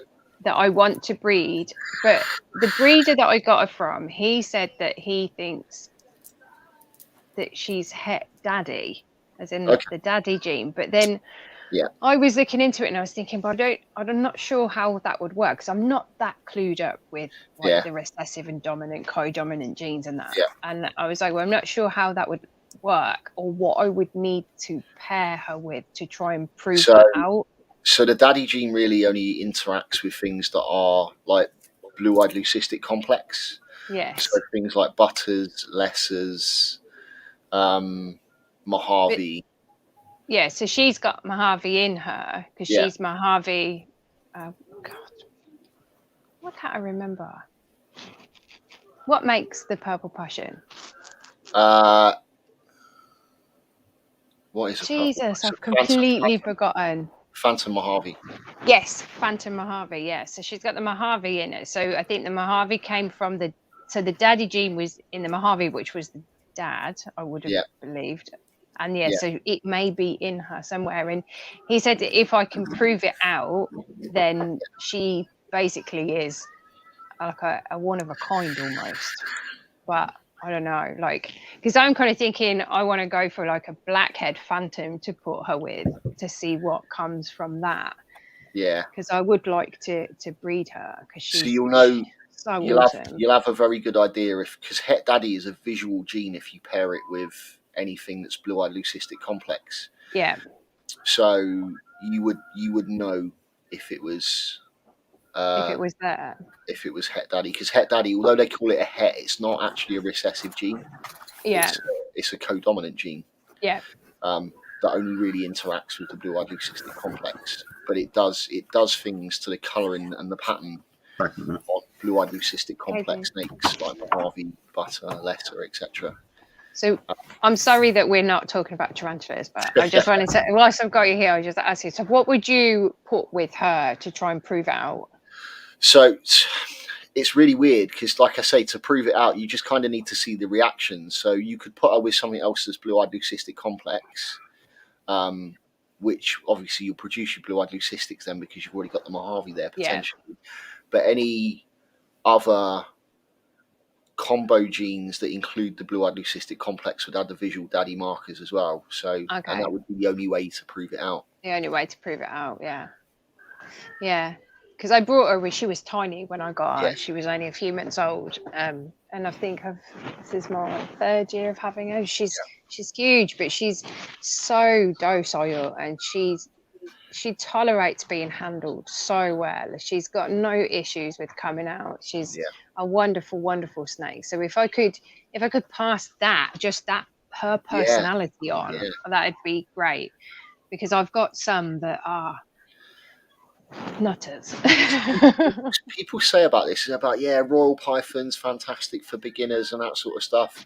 In terms of the fact that they, for the most part, they're quite placid, and if you handle them from early on, they get very hand tamed very quickly, and you're very unlikely to have an aggressive snake. But there is the odd arsehole that there is. You know, I've got a pied that no matter how much we've handled him, just the minute you try and feed him or go near him or anything else, he'll try and latch onto you. He will bypass food to take a bite out of your hand. At you, yeah. Right? He's just a nasty snake.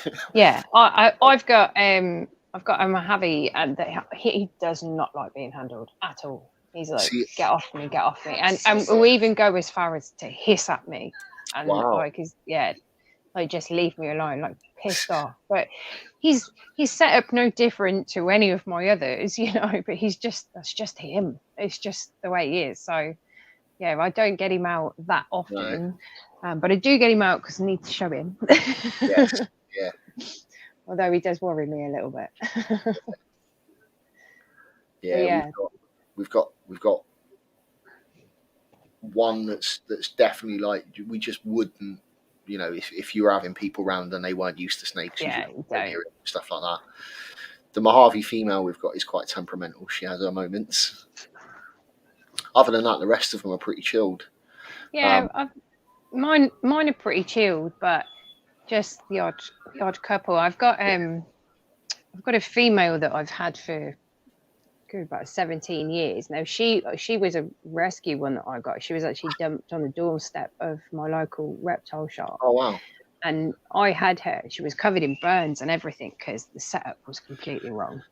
And so she's can be a little bit, you know, temperamental, if she's being handled wrongly, you know, like I know her and I know how to handle her, but she's like one that I would never say, oh, here, yeah, hold that one. Now I always go for my mystic potion, purple passion, mystic potion, the same thing, isn't it? Always go for her. If anybody wants to get me to get one out, I'm like, oh yeah, get her out. She's cool. Yeah. No, they are awesome, and because of like all the different like genetics that you can sort of produce when you breed them and stuff like that, they are absolutely stunning. Oh yeah. I think our most, and I will say evil because I think she has evil intents. It's our Taiwanese beauty snake. We've called her Lilith. So she is. So there's a bit of a history with her. She's a rescue, basically. We rehomed her from somebody that wasn't looking after her properly. Yeah. She'd spent her entire life in a 3-foot viv. I mean, she's a 7.5-foot long snake. Wow. She'd spent her entire life in a 3-foot viv because the person that owned her was terrified of her. She wasn't looked after properly. I mean, she was kept on newspaper with just a water bowl and no hide or anything like that. So, you know, she's never had anywhere to hide. She's never been able to feel secure. So, I mean, she's one that we accepted the fact that she is never, ever going to tame down now. She's an adult female now, and she's been subjected to that all her life. We got her as an adult female. Yeah. Sort of middle of last year. And she is, like, probably, I don't know, probably the most aggressive snake I've ever dealt with outside of venomous stuff.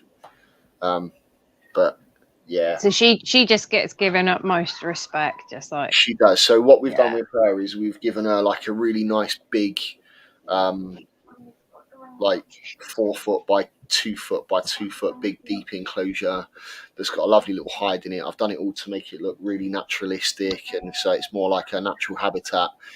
That's definitely just the display one. She's not going to be coming out and being handled and stuff, and that's just so she can get in there. She's got somewhere to hide. She's got somewhere to chill out and can just live her life the way she wants to live her life, really.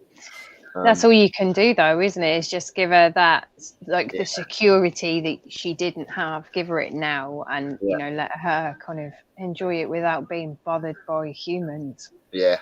It's sad when that happens, but you're doing the right thing with her. So. I mean, we took her on for that purpose. You know, she could have stayed where she was, but she was never going to get a better enclosure. The guy was too terrified of her to even think about rehoming her. Like, she just stayed cramped in this tiny little viv. It's a sad fact, though, that happens a lot with exotic animals, where people they want to get them, and I'm not saying that they don't research or anything, and they'll get them and everything's fine, and then one thing will go wrong. Like for me, so Bella, the snake I was just talking to you about, she has bit me. I've been bitten by her, but it was my fault. But like most people, that, you know, not most people, but some people, that had happened, and then that's it. There's that fear barrier then that's stopping them from actually being able to look after and care for that animal. So whether that's, you know, through them purposely doing it, or, you know, it's inadvertently just because it's fear, but it happens. It happens a lot, doesn't it? Yeah, definitely. It's sad. It is. No, it's incredibly sad. And actually, a lot of the snakes that we started our collection off with were rehomes that were animals that just weren't looked after correctly. Yeah. You know, or so obviously being in the military, we have a lot of guys that live on camp and stuff like that who go out and just will buy in random exotic pets. Yeah, they were getting all the setups and they were doing it all the correct way and stuff, but these are guys that sometimes short notice get sent away for 6 months. Yeah. And don't have anybody there to look after like the animals and bits and pieces of that. So there were quite a few that we ended up taking on because they were like, look, mate, I just need someone to nowhere to go, look after it, and you know that we'll have it and make sure it's cared for. And someone told me that you're into snakes and reptiles and stuff, so we've ended up with quite a few like that as well. We've ended up with a few where people have just contacted us, or, you know, somebody knows somebody who knows us, and they've gone, well, they've got loads of reptiles and stuff, they'll probably take it in, you know, and then we get contacted and it's like, oh okay. Like for me now, it's just like, where's the room? Where's it going to go? But you make room, don't you? Yeah, so no, that's why we always keep like a few enclosures that are empty and stuff like that, because you never know when you're going to need it. We have our quarantine. We have our quarantine section as well. Yeah. So any new snakes that come in and that sort of stuff get quarantined first. Oh yeah. So I've actually experienced firsthand of not quarantining quite properly what that can do with snakes. And so I had a snake that we'd brought from a store, and I quarantined it, but didn't realise that it had got snake mites. Didn't realise it. So it didn't show no symptoms of having it, and then the moment I put its viv next to all of the other vivs, that's it. Infected the whole lot, man. Yeah, snake, they're a nightmare. I've had a few outbreaks of snake mites. I found with the first few outbreaks I got, it was coming in the substrate. So we were using orchid bark. So they were coming in and out. We were eradicating all of the snake mites, getting rid of everything, and then all of a sudden we'd do and they'd be like, "Where are they coming from?" It's starting to do my head in. Yeah. And then we found out a lot of it was coming in with that. But yeah, we've had a few instances where we've had them bring in mites. But I think if you keep snakes in that sort of quantity, and you've got them sort of coming in and you're doing rehoming and bits and pieces like that, I think it's one of the things you kind of just accept that some stage you're going to get a snake mite. It's going to happen. That's it. And I mean, as long as you deal with it, as best you can swiftly, and then get rid of it, they don't really come to that much harm with them. Absolutely. Although at the time when I had the snake mite outbreak, I had baby royals and they got encapsulated. So they basically took their layer of skin off but didn't shed it. And that was to protect them from being bitten. And but I was getting rid of the mites, and I was like, please, you just need to shed. And then getting that shed off them, that was that's hard work and a half. Yeah. But once it had gone, like, we went the 6-week mark cleared, and then there was no more snake bites. I'm like, amazing. But I spent a lot of money. It cost a lot of money to get rid of them. Yeah, I mean, we started off with using Frontline. Frontline's really good for getting rid of mites and stuff like that. But obviously, because we now have like some of the snakes in the living room where all the tarantulas are and that sort of stuff, I don't use anything chemical anymore. No, of course, because it's so dangerous to all the other invertebrates and stuff like that. So we started using the predatory mites. Yeah. And they are fantastic. Yeah. Right. I mean, they're expensive. Oh yeah, they are expensive, and you need quite a lot. Yeah. I went down the route of using is it Callington's mite snake? Yeah. It didn't work. It does nothing. It didn't work. And then I thought, well, I can get the predatory mites, but because I'd used the Callingtons, I was like, well, there's no point, because I'm going to put the predatory mites in, and the Callingtons is going to kill it. So I ended up, going down the Frontline route with them. But this was when my snakes weren't in with my tarantulas here, so I was obviously safe on that front. But it just costs a lot of money. Yes. Not cheap. No, I think what we were paying for like a 250ml bottle of Frontline, I think it was like nearly 50 quid a bottle. Yes, it is, yeah. And you can't get it everywhere because it's pet shop licensed, isn't it? Yeah, not pet shop, sorry, veterinary.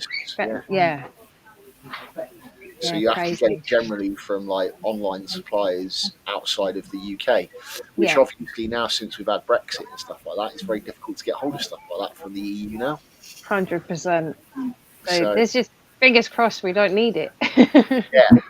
No, I think moving forward, I'd stick with the Taurus mites. I know they're more expensive, but they are a little bit more reliable and they're much more eco-friendly. Yeah. Using aerosols and chemical sprays and stuff like that. Oh god, yeah. I think if it happened now, then I would definitely go down the route of tourist mites. I just couldn't before because of the treatment that I'd already given them. So I didn't realise it at the time, but the Taurus mites you can actually use in tarantula in invert enclosures as well. But can you? Yeah. I didn't know that. There are species of mite that only feed on mites. So if you ever get a soil mite outbreak or anything like that, chuck Taurus mites in. They'll square it right away. And when they run out of they just die. They just die off. Yeah, they just die, yeah. So yeah, phenomenal for stuff like Might that. have to just have some of them in the cupboard just in case. Not that they would survive, obviously, if they were just jumping in a cupboard, but you know what I mean. What are you doing? Yeah, I think they're it's about 30 quid. I think it's about 30 quid a pop for a small pot, 50 quid Yeah. for a big one. And then when you've got a big collection, though, what are you doing? No, Taurus mites don't eat springtails. Oh, did they not? No. No way. That's good. Well, then springtails are not mites, are they? They're isopods, aren't they? So, although they get mistaken for mites a lot, I do it all the time. Like, I know it's a springtail. Yeah, all the time. But yeah, no. Thankfully, we've just eradicated the last little bit of the mite infestation that we had. Hopefully. And that was luckily enough, it was only the 2 quarantine snakes that we had the issue with. Okay. But, that's your reason for quarantining, isn't it? To see that, yeah. See, I just quarantined that one snake, and I just didn't do it quite long enough. Yeah. It's the downside as well. So even like little bits of like, you know, if anything comes in with it, if it comes in its own viv or whatever, because white eggs can live for a long time. Oh God, yeah. It's about 12 months, isn't it? Yeah. Or even more than that, I think. Yeah, but with Taurus mites eat the eggs as well, so that's good. It kind of takes care of that. Like, so you just Taurus need a lot. mites. They are expensive. That's cool. So it doesn't look like James is coming back. He may have lost his internet access. He's gone. He's gone. I mean, fingers crossed. I've never had to deal with any mites, and I'm not jinxing anything. Touch wood. Yeah. But no. Yeah, Hopefully. touch wood. I've never dealt with them with any tarantulas other than, you know, your usual grey mites, those mites that are not going to harm you, your tarantulas. But I've never dealt with, you know, those ones that go around their mouth parts and everything. I've never dealt with that. I'd be devastated. Yeah. White mites, they're trivorous mites. Yeah. Yeah.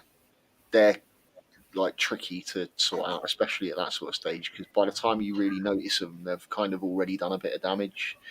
You end up with very poorly lethargic tarantulas, and the only way to get rid of them really is stick them under a very, very hot sort of light so that they sort of dry up, and because the mites dehydrate incredibly quickly. Oh, do they? And you use a little cotton swab with some Vaseline, and you just like take them all off, stick to the Vaseline, and then you have to rehydrate your tarantula, obviously. Yeah. But enclosure, everything needs to be completely gone and scrubbed and all that sort of stuff. But yeah, you can use Taurus mites for those infections. So no way. Yeah, it's the way forward. Then it sounds, because I remember when Kieran, Alternative Inverts Kieran, his OBT. So he did a video recording footage, and he was putting it together, and that's how he noticed his OBT female had mites just by playing back that footage that he'd captured. And then he was like, "Oh my God, what do I do?" And we kind of all spoke, and we was all on like FaceTime with Gar Reese and Arachnotube and all that. And in the end, Kieran actually knocked it out with some CO. I'm sure it was CO2 gas. Don't quote me, people, but I'm sure it was. Yeah. And I'm on FaceTime with him. Like, right, I'm timing, because it's obviously going to wake up any second now. And then he's got the Q-tip with the Vaseline. But he did manage to do it all. Yeah. He did manage to get it all off. Yeah. I didn't envy him in that moment. No. Yeah. But yeah, I thought, I didn't realise that you could use the Taurus mites. So actually, I'm pretty chuffed about that. I know that now. Yeah. It's just another one of those little things that you've got in the back of the mind. If you ever have it as a drama again, it's like, I know what I'm going to do now. Yeah. Yeah.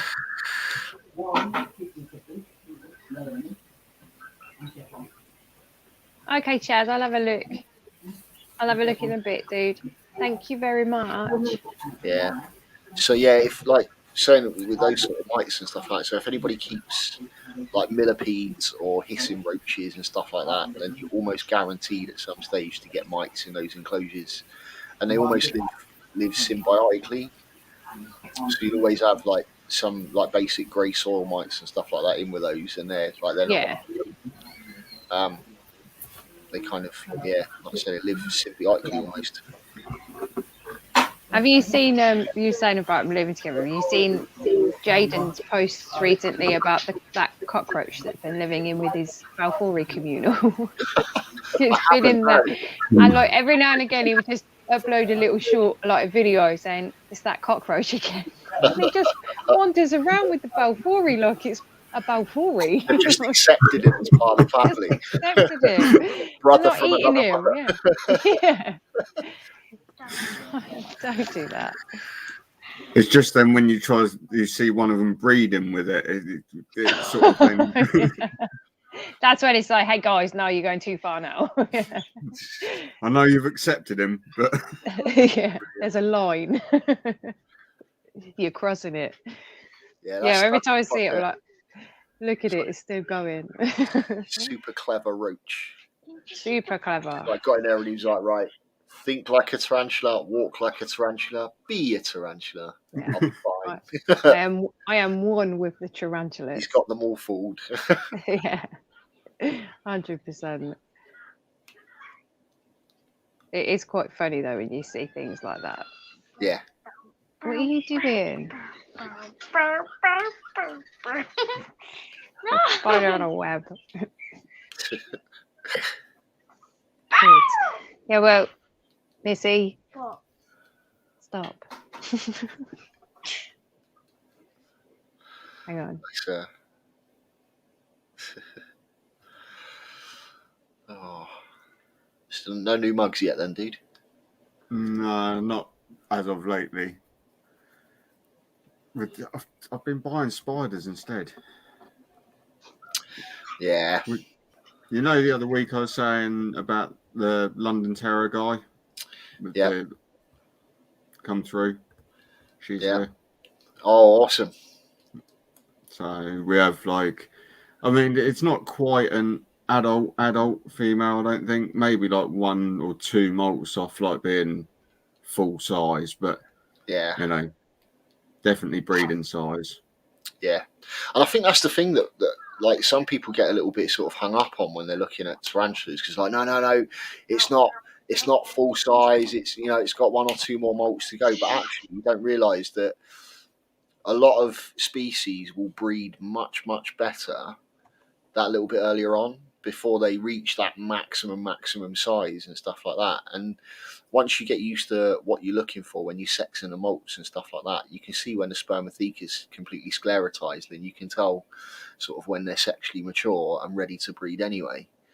But yeah, that was a piece of advice that somebody chucked my way years and years ago when I was having a rant at somebody back on the old Reptile Forums UK on the invert section. It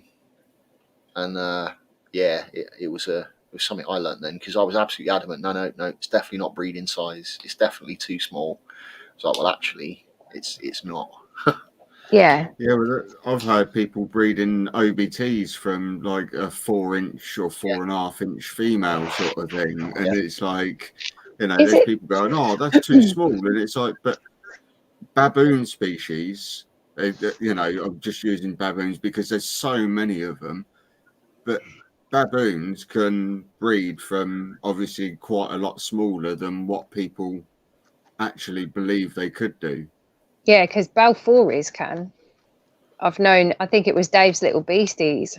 He had a female that one was quite a lot smaller than the other, but he managed to breed her okay. Yeah. Did they say something like it's like 75% of their average max leg span, isn't it? Yeah, then, about that. Yeah. So as much as, like you said, if you look at it and you think, oh no, it's not big enough, actually, it could be. Yeah.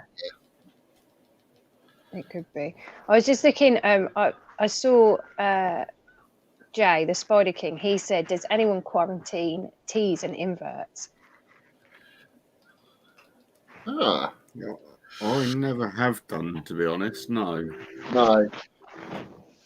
I do like recently I got some from my local reptile shop that had been handed in to them. So somebody had obviously just finished, didn't want to have them anymore and handed them in. And I had one.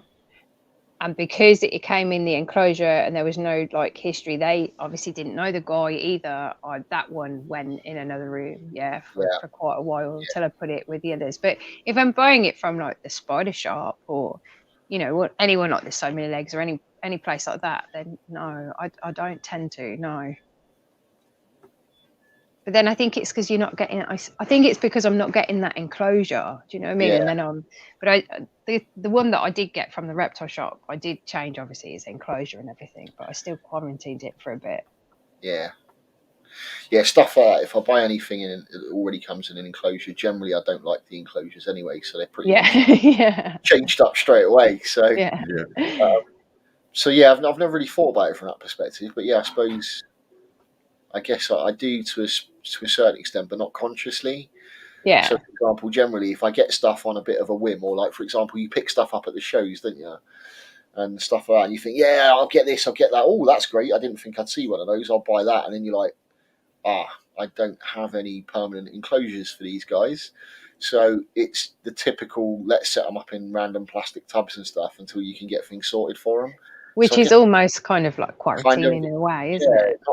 Not deliberately, but it is in a way. I suppose it's a form of quarantine and putting them in a temporary setup before you're ready to then move them into what they're going to stay in permanently. But if it is there from like a reputable seller, there shouldn't be any issues. But if you're getting it like what I did with it, because that was actually the male Brachypelma halmori, that's where I got him. Hopefully he's going to mature at the next molt. But I was like, no, you ain't going near my collection yet, boy. Yeah. Oh, Ian says that his H. Paul Cropp's female is quite small and she had over 60 healthy slings. Yeah, that's a good one. Yeah. But as I say, it's a baboon species. So, as I say, I have heard baboon species are generally that you can do them from. Yeah, it's not just baboon species. Pokey's very similar as well. So you look at P. regalis, for example. That's one of the pokey species I've got personal experience with. And Pokey's regalis specifically that I know of will breed from a lot smaller than their full adult size. I mean, like I say, the two that I've got next to me, like this female is probably only 4.5 inch. She's definitely not ready yet, and I know that from her last molt. She's not sclerotized yet, but she's drumming back when the male drums, so she's responsive to him. She's thinking about it. If that was nature, they would definitely have a go. Yeah, they would, wouldn't they? Yeah. So, but then at sort of, you think a spider that gets up to sort of 9 inches at 6 inches, I've bred P. regalis females, so they will breed a lot smaller than full-grown adult size. Yeah. Theraphosa is the same. The females, Theraphosa genus, ready to breed a lot smaller than adult size. Sort of, you think they're capable of reaching 11 inches and stuff like that, but they'll breed from sort of 7.5 inches upwards. The females, and they sclerotize very, very quickly. Oh, no way. See, I know about pokies, but I'm not as clued up as most about them because I've only ever had 2, and they were in mystery boxes. But then it's not a genus that I kind of am into. It's not because I don't like them or I don't think that they are beautiful. It's just, I don't know. I just never have really kind of been like, oh, I need to get them in my collection. I'm more about terrestrial tarantulas. I love terrestrial tarantulas. Yeah. And fossorials to a certain extent, like the H. gigas. Oh, I love that tarantula. I've got 4. I've got one juvenile female. Nice.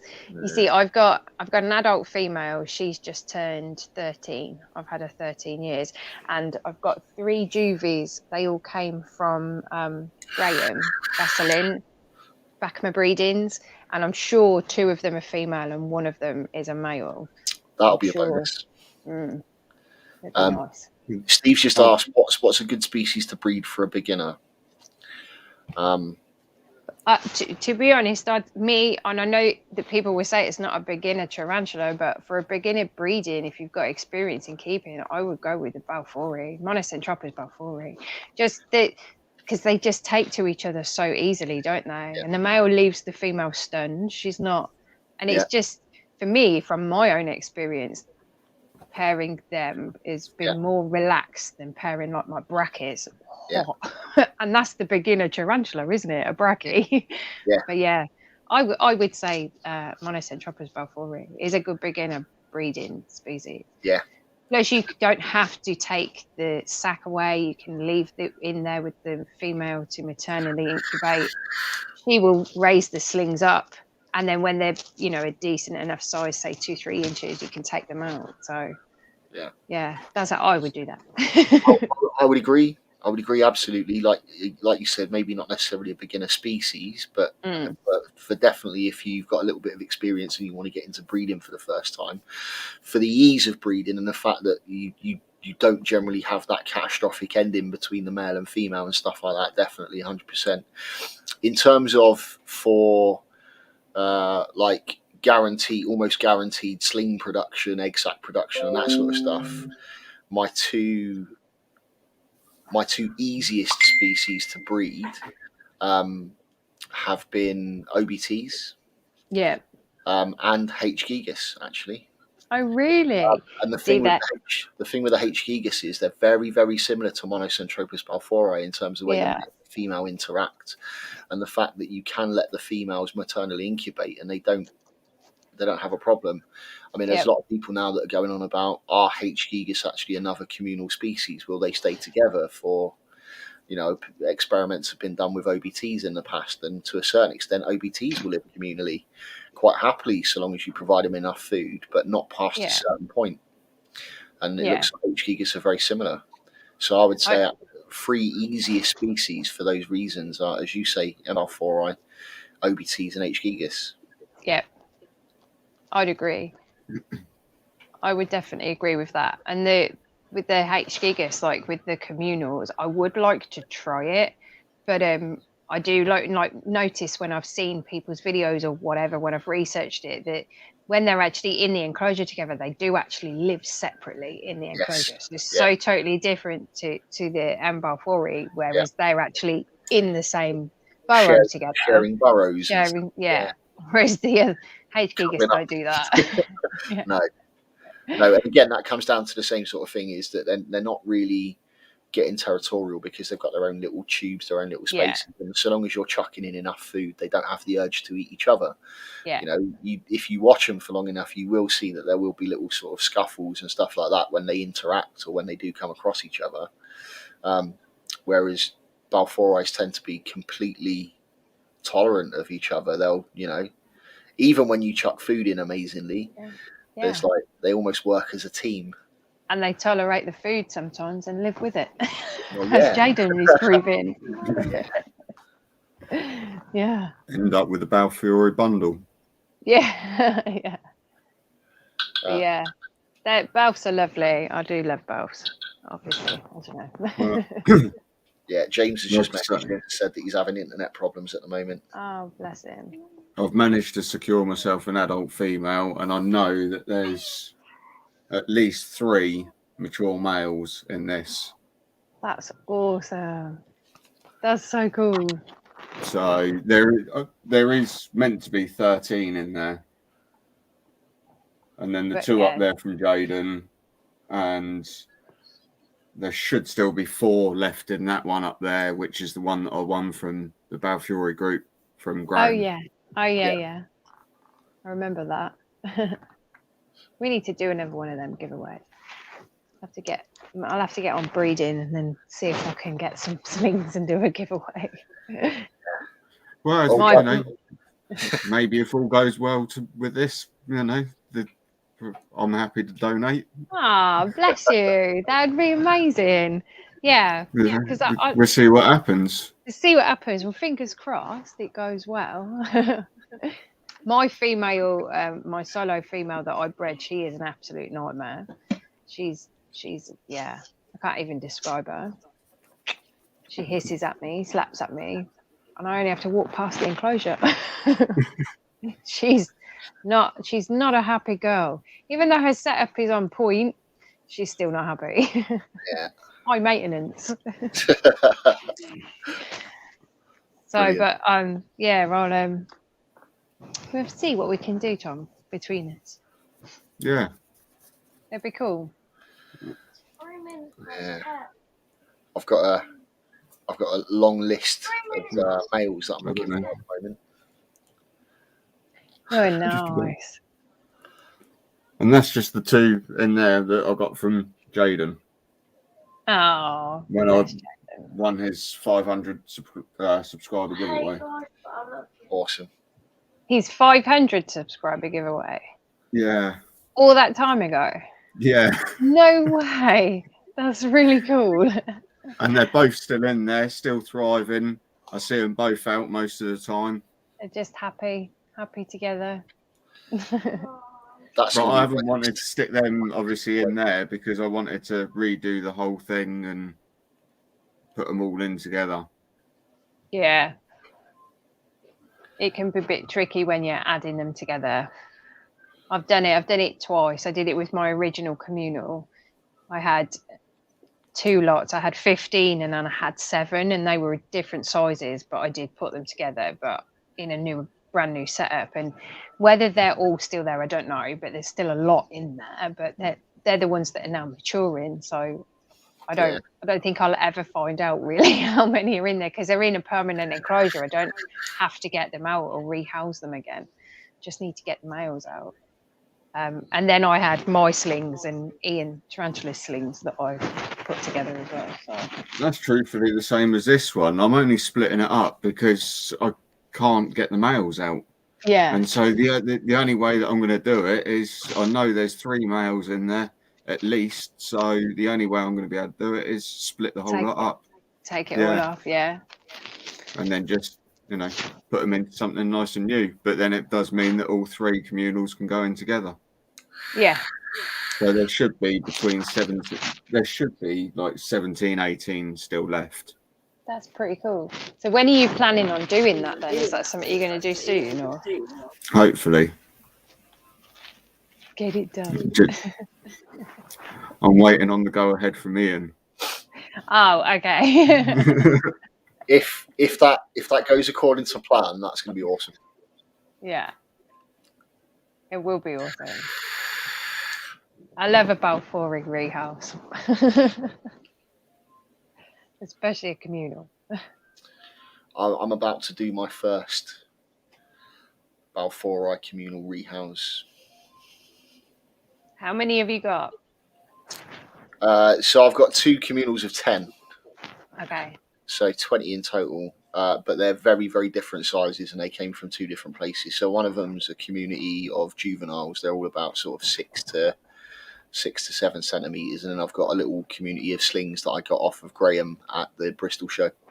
Oh, okay. So they're tiny. So they're tiny now, aren't they? I say tiny, but they're growing pretty rapid. I might be a bit of a feeder, to be fair. Yeah. So Sarah, for that matter. Imagine how many animals and stuff. So, yeah, the juveniles that I got, obviously, I don't count them as a rehome because they came through the post individually packaged. So I just kind of put them into an enclosure one by one. So I didn't have the fun of having to collect them all up in the first place. But yeah, this little one that I got from Graham, that's ready to move into something else now. So that'll be the first proper community rehouse that I've done. It's a lot of fun. Just have plenty of catch cups to hand. Oh yes, exactly the same. I mean, I haven't actually had to ever rehouse any. This will be my first big communal rehouse, if you wish. Really? Yeah, when I got them, the 13 that are in here, I originally got 3 from Creatures from the North,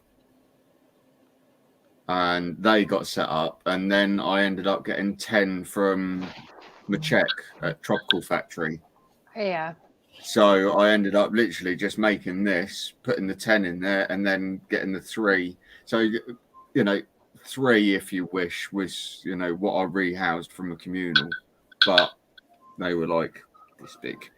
Yeah, it's So still a communal rehouse, so. Yeah. And then I just threw all 13 of them into there. So 10 of them all come from the same sack, and there's 3 that didn't. Yeah. Well, that's my plan for these when the smaller ones get on a little bit bigger. So once they're sort of like these little ones get to juvenile size, the plan is to put all 20 in together into a bigger enclosure.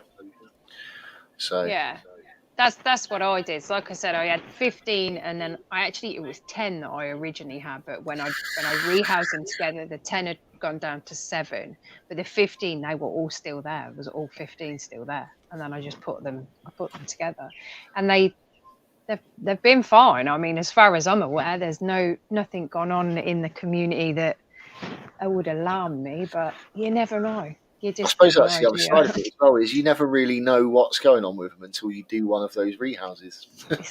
It's such a surprise. It's so exciting. Like, how many am I going to have? I know, I've managed to see 11 out at one point out of the Oh, that's 13. good going. But that's a very rare sighting.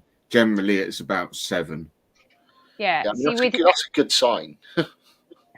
with my communal of 15, at times I was only counting like 6. Each time was just 6, 6, 6, 6. But they were all 15 were still there. But I only ever saw like 6 at one time. I think they were just rotating.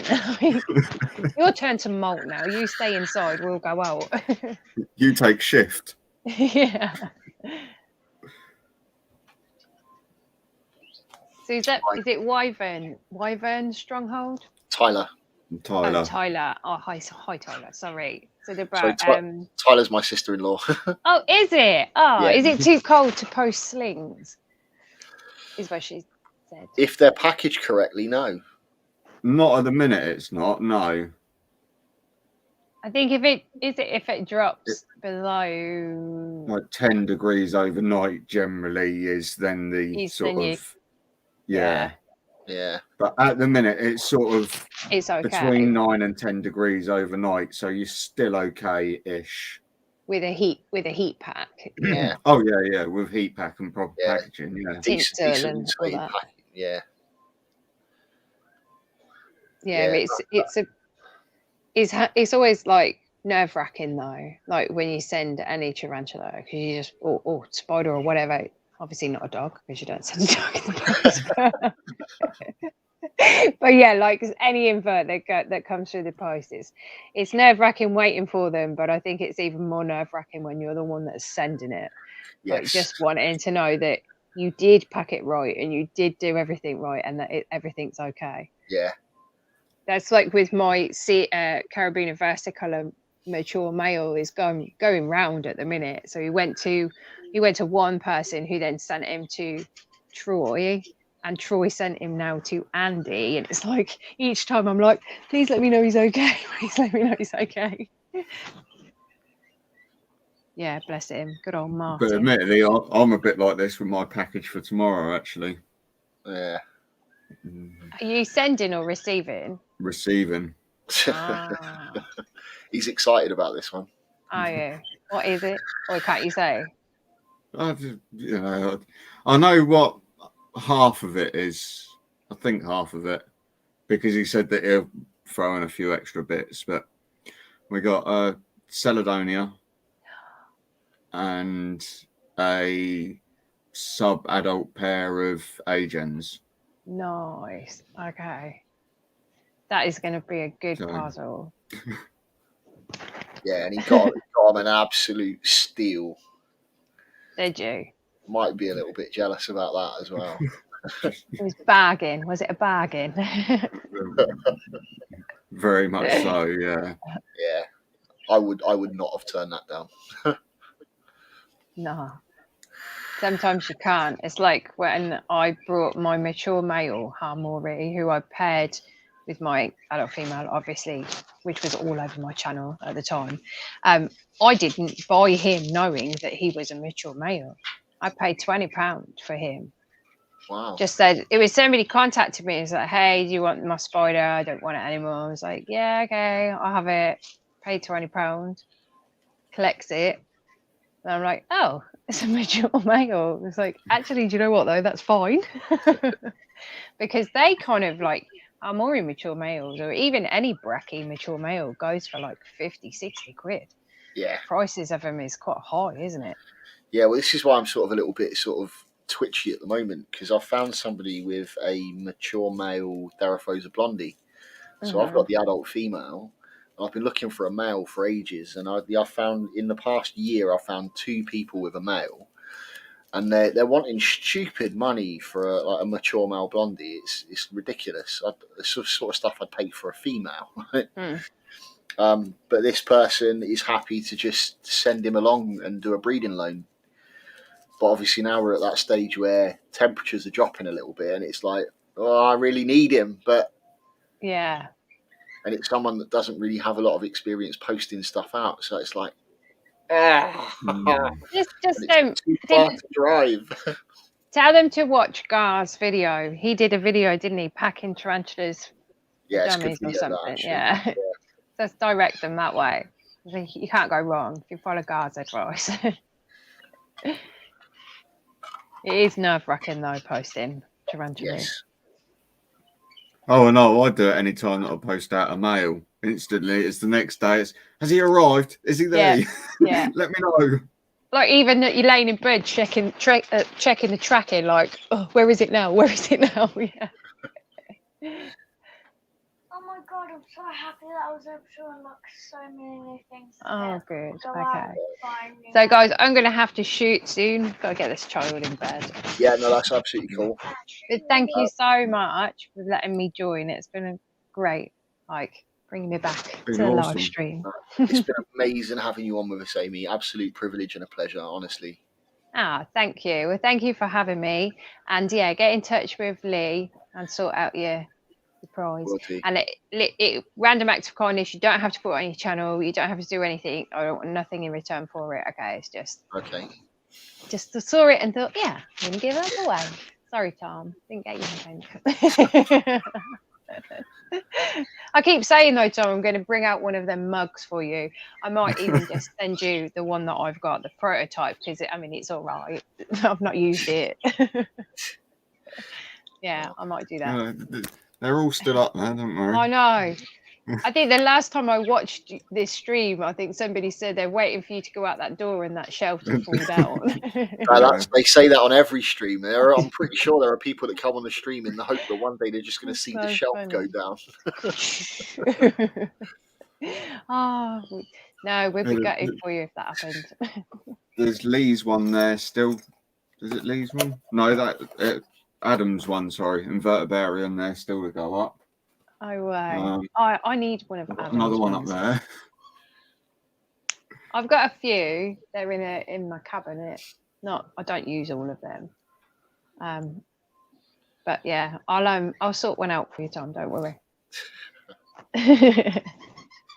All right. Well, I will love you and leave you guys. Thank you so much. It's been amazing. Are you saying goodbye? You saying bye? Say it then. Bye. Bye. Bye. Probably over there going. Yeah. You take care, Ames. We do it. Bye bye. All right. Okay. Do it then. Say bye bye. Bye bye. All right. Take care. See you later. Bye, everybody in the chat. Enjoy the rest of the stream. See you later. You take care. Ta-da. Oh. Awesome. Absolutely awesome having Amy on.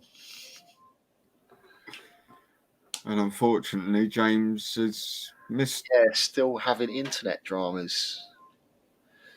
Yeah, it's a shame.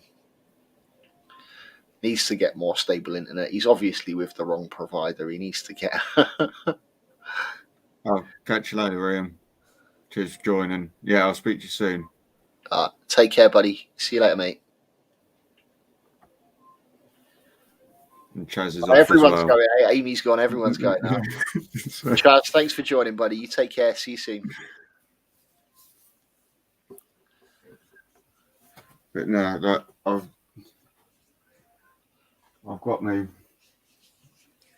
little setup all nice and ready. That for you, Saladonia. Yeah. The only thing that I'm worried about is the holes in the lid are too big, but Yeah, it depends on what size it is when it comes through, I guess. I think it's only like 2 centimetre. I mean, he sent me some pictures and stuff. Chaz, is there an age limit to join? An age limit to join what, dude?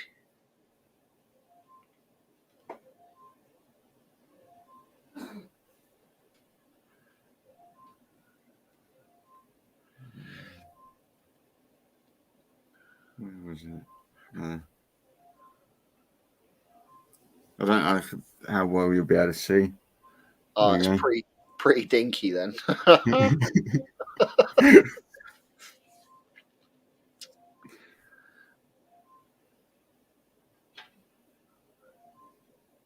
I mean, that's it on one of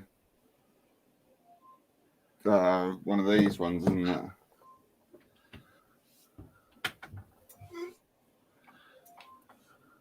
Oh, one there. One of the lids of those pots. Okay. So, yeah, it is quite dinky. Yeah. But we'll see. If I've got to change the lid on the cup, then I'll change the lid on the cup. It's not a problem. I've got like 200 of these cups sat around somewhere. Only, yeah. Yeah, with it. The problem is I now tend to use these for most of my slings that turn up. Yeah. Because they're pretty good in the sense of arboreal and fossorial. I mean, they're not overly great, obviously, for terrestrial spiders, but yeah. Yeah, no, that's a good shout, actually. So, yeah, it will cover all the bases, won't it, those? Yeah.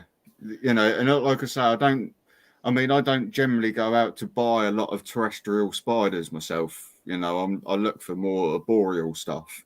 So they work perfectly fine, Just they're basically these tamper cups, tamper-proof things, if you wish, just slightly taller.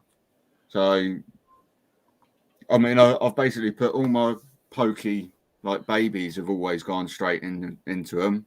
Yeah. And my Regalis now, when there's like, well, obviously not quite that big, but it's a decent size and it's grown from a little 1 centimetre sling. So they do perfectly fine in there. Yeah. Huh. And babies from what, Tyler? I'm assuming she means breeding your Balfs, I guess. That or the Celadonia, since we were just talking about it. Well, yeah, possibly. Yeah, that's what seems to be what everybody wants at the moment, isn't it? The 2 most popular expensive species, or 3 most popular expensive species, and you've got 2 of them already. And one of them I won in a raffle. Yeah. So I paid like probably only about half price for it. Yeah. And truthfully, the Celadonia I've probably paid not far off of that, like half price. Yeah. Right, dude, give me a second. I'm just nipping out to make a fresh cup of coffee. Yeah, not a problem at all. I'm looking at the background and have a catch up with the guys in chat. Insects with Chaz. Is there an age limit to join the live? Chaz, no, there's not really an age limit to join the chat, but obviously if we were going to have somebody under the age of 16 on the chat, we would prefer to have parental consent first. If that makes sense. We are generally pretty good with language and stuff, and yeah, Yeah, but it's more actually with anyone else. It's a safeguarding thing. If anybody under the age of 16 was to want to join the live stream, we would have to have parental consent. Oh that individual stays safe and stuff like that, and that's a safeguarding perspective. So yeah, technically classed as an adult from the age of 16 onwards, I suppose. You can legally join the army from 16 onwards with parental consent. So, I mean, Ben used to join streams, didn't he? hey, Sidex, how you doing, buddy? Oh, good evening, Sidex. Yeah, Ben used to join streams, and as long as his mum was in the room, say, for instance, yeah, it was perfectly fine. Yeah, same sort of sketch. And that's just, like I said, it's just a safeguarding thing. But yeah, right, I'm going to go make a fresh brew, buddy. Sidex, it's okay, dude. You did miss Amy, though, unfortunately, but you can obviously have a watch back if you want to catch the stream. It was awesome having her on. But yeah, I'll catch up with you in a second. I'm just going to make a fresh cup of coffee, and I will be back uno momento.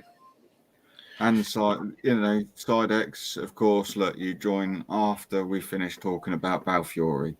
But, I'm sure you can join the chat and, spring up a conversation.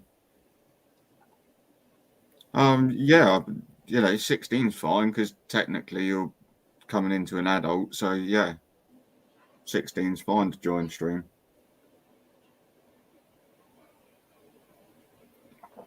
I mean, obviously, it would still be kind of nice if you live at home with parents then to obviously get consent just to make sure. But, yeah.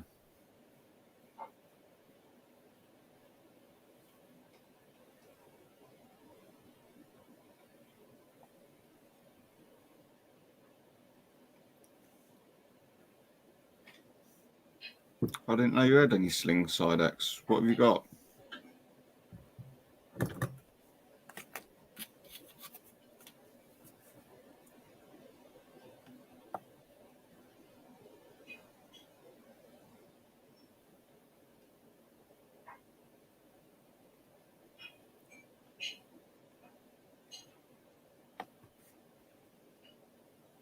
Well, then that's fine.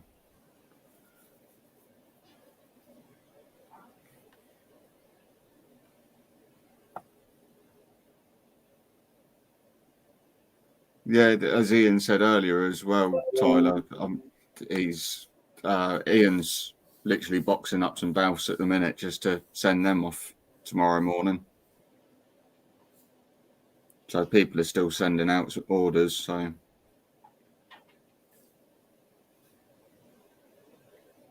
like I say, generally, as long as you're not dropping down below sort of 8 degrees, I mean, you're fine.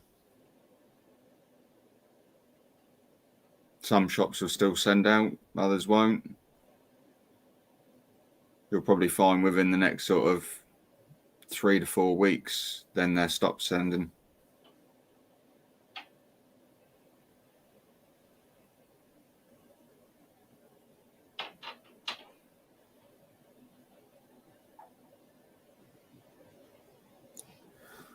No, payday can never come around any quicker when you've got spiders to buy, Stefan.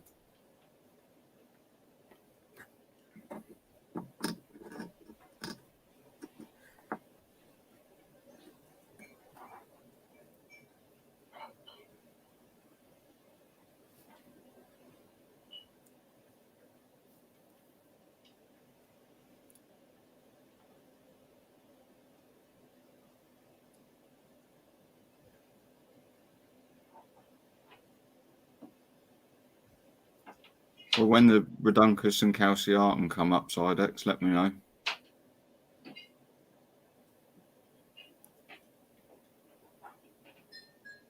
You'd have to speak with Wayne, Chaz, about obviously if it's all right to come on tonight.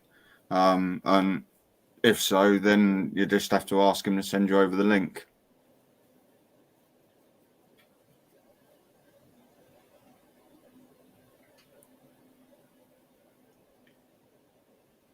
Well, if shop stops sending, then unfortunately you'll have to try and find your tarantula fix round your local area. You'll have to have a little search around and see who's got stuff. Unfortunately, generally that means paying a little bit over the odds, but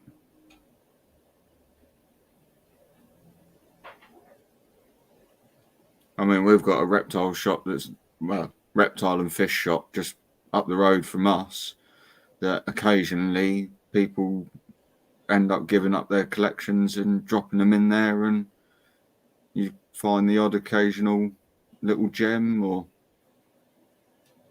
I mean, the last time I went in there, I ended up picking up like 3 Harpacteria pulchripes. So it was a nice little find because someone had dropped them in.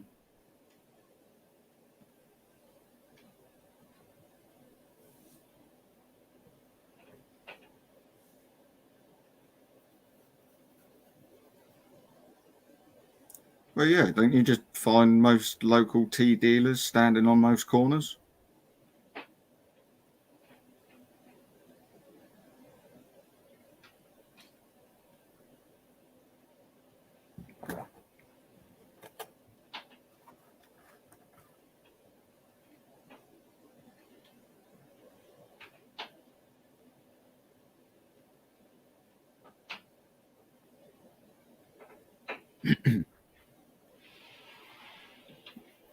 Yeah, our one's not overly great for teas.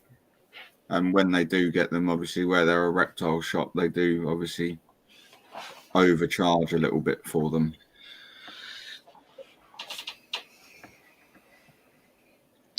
What have I missed? Just obviously Sidex was saying to Tyler about sending out some. Right, Tyler was asking Sidex about sending some stuff out and whether or not he was still sending. Awesome.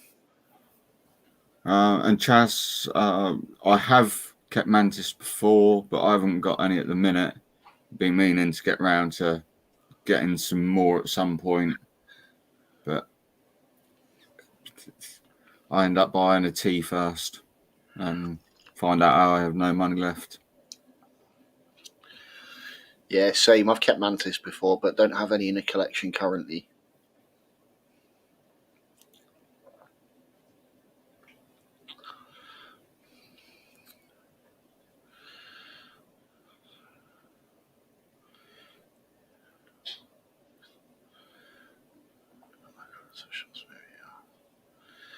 Yeah, we've got one local reptile shop that's pretty good actually.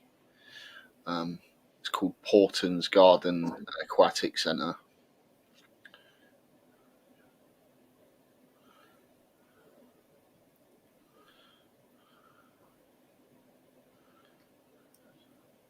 Well, did I tell you as well that I had the mature male Grammostola pulchripes coming? No, you didn't. Ah. Well, that turned up as well last week. No, mate, I haven't got any Reduncus. The only two that I'm missing from my Salmopius collection is the Reduncus and the Victorii. I definitely want the Victorii. They're awesome. Yeah, I was well gutted when I lost my sling. I do like the orange mouth. We did get a sling in a box from the spider shop, but unfortunately, it only lasted about a week after they got delivered, and didn't make it. So no Reduncus currently. After I went a bit mad on buying Aminias and Cambridge Eyes and have now ended up with like 10 of each somehow, I sort of slowed down on trying to find any Semapeus. I have got a Reduncus, I think, that's sort of like coming onto juvie size. But other than that, that's it.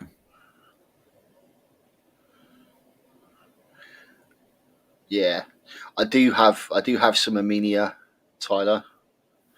I've got a sub-adult female, and I've got 3 beautiful little slings.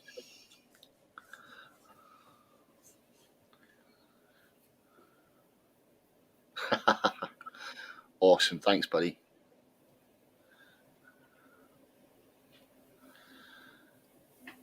Is it a mature male, Stefan?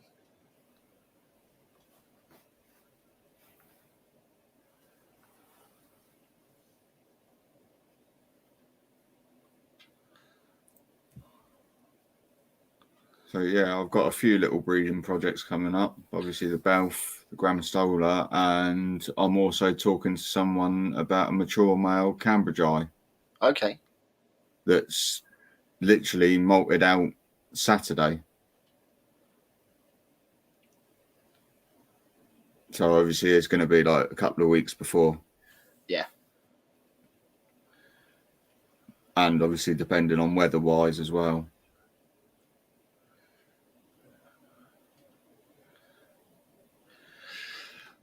The easiest way to decipher that, Stefan, is does he look still like an Aminia does with the black?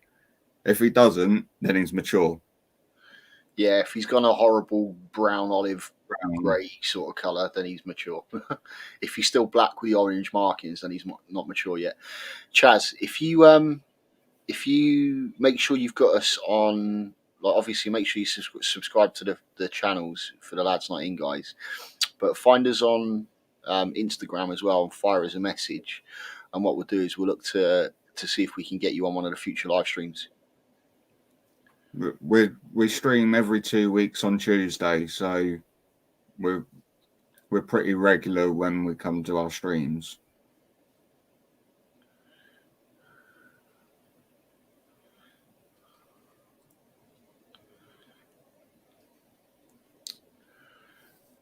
Yeah, like I say, I mean, I made the mistake, obviously, like Dave Fisher ended up breeding the Cambridge eyes, ended up doing whatever it was. Like, I think I paid for 5 and he sent me 7. And it was the same with the Aminias as well. I bought 5 and he sent 7. So, as I say, I think I've got like almost 10 of each of them. Yeah. Including an adult female Cambridge eye.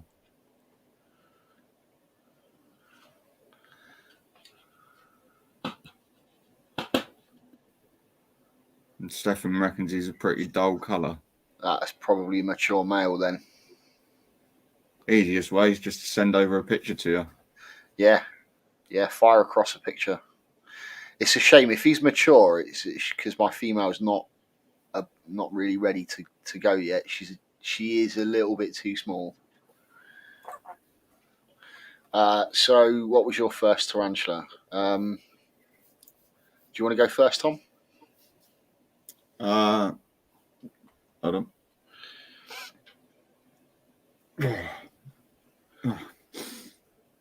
Yeah, my first tarantula was Orphanacus blue panne, or panne blue, whatever way you want to. I can never remember which way round it's meant to be.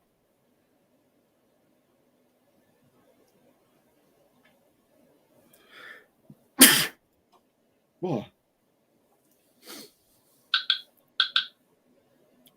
And I wouldn't advise generally blue panne as a first tarantula. No, they're usually not. Orphanacus are usually not. I wouldn't consider a beginner species. I've just received it, mate. Thank you. So my first, like I say, I kind of like helped my uncle look after all of his when I was a kid. But my first ever, my very own tarantula was a Chili Rose, a Gramstola rosea, which I bought as a sub-adult female, and after over a year of pre-molt, matured into a male. And only lived for 6 more months, sadly. But by the time he reached the end of his 6 more months, I'd increased my collection to about 30 spiders. But that was while I was living out in Germany, so.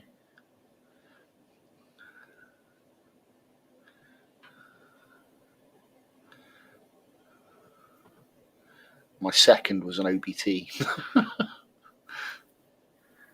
That's the thing. I mean, my panne blue or blue panne was sort of like juvie-ish sort of size, and then after that, it all come with slings. So truthfully, I can't really count them as, you know, it wasn't until I bought a couple of mystery boxes, and I ended up, I think it was my P. regalis that was juvenile stage that I got from a mystery box from PTs. Yeah.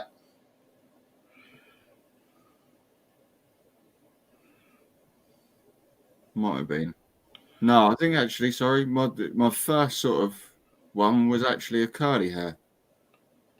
My sub-adult male that literally molted once and then turned out to be mature.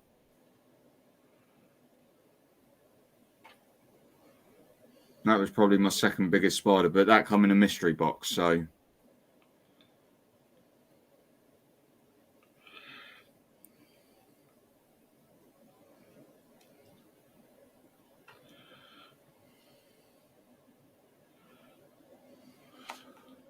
But before that, all I bought really was slings and the one, well, Angel had then obviously bought the Panay Blue.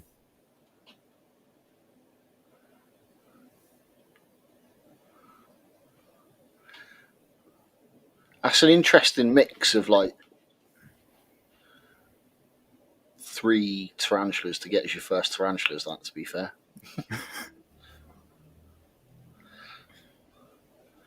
Although, to be fair, not, you know, okay, maybe not pokies necessarily, but all good beginner species. I suppose pokies are a good beginner arboreal, old world arboreal species. If there is such a thing as a good beginner old world arboreal species. Yeah. I mean, most of them are, yeah. When you're talking sort of like the Metallicas and the Regalis and stuff, yeah. I mean, Rufilatas and Ornatas could sort of be a little bit temperamental, if you wish. Hey, buddy. Did you want to come up and say hello? Come on then. And there he is.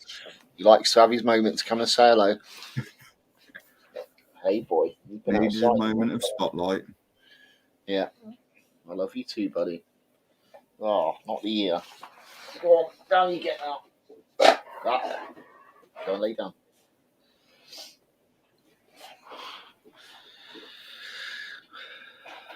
But yeah, I mean, last night I sort of started doing some feedings. Then next minute I sort of was going around, and I mean, my Regalis, the tank that I had it in, it was a glass enclosure and it was a nice enclosure, but I just looked at it and it was just like drab, boring, little bit of substrate, little bit of moss, and just a cork bark hide. And I was just like, I've got to redo this.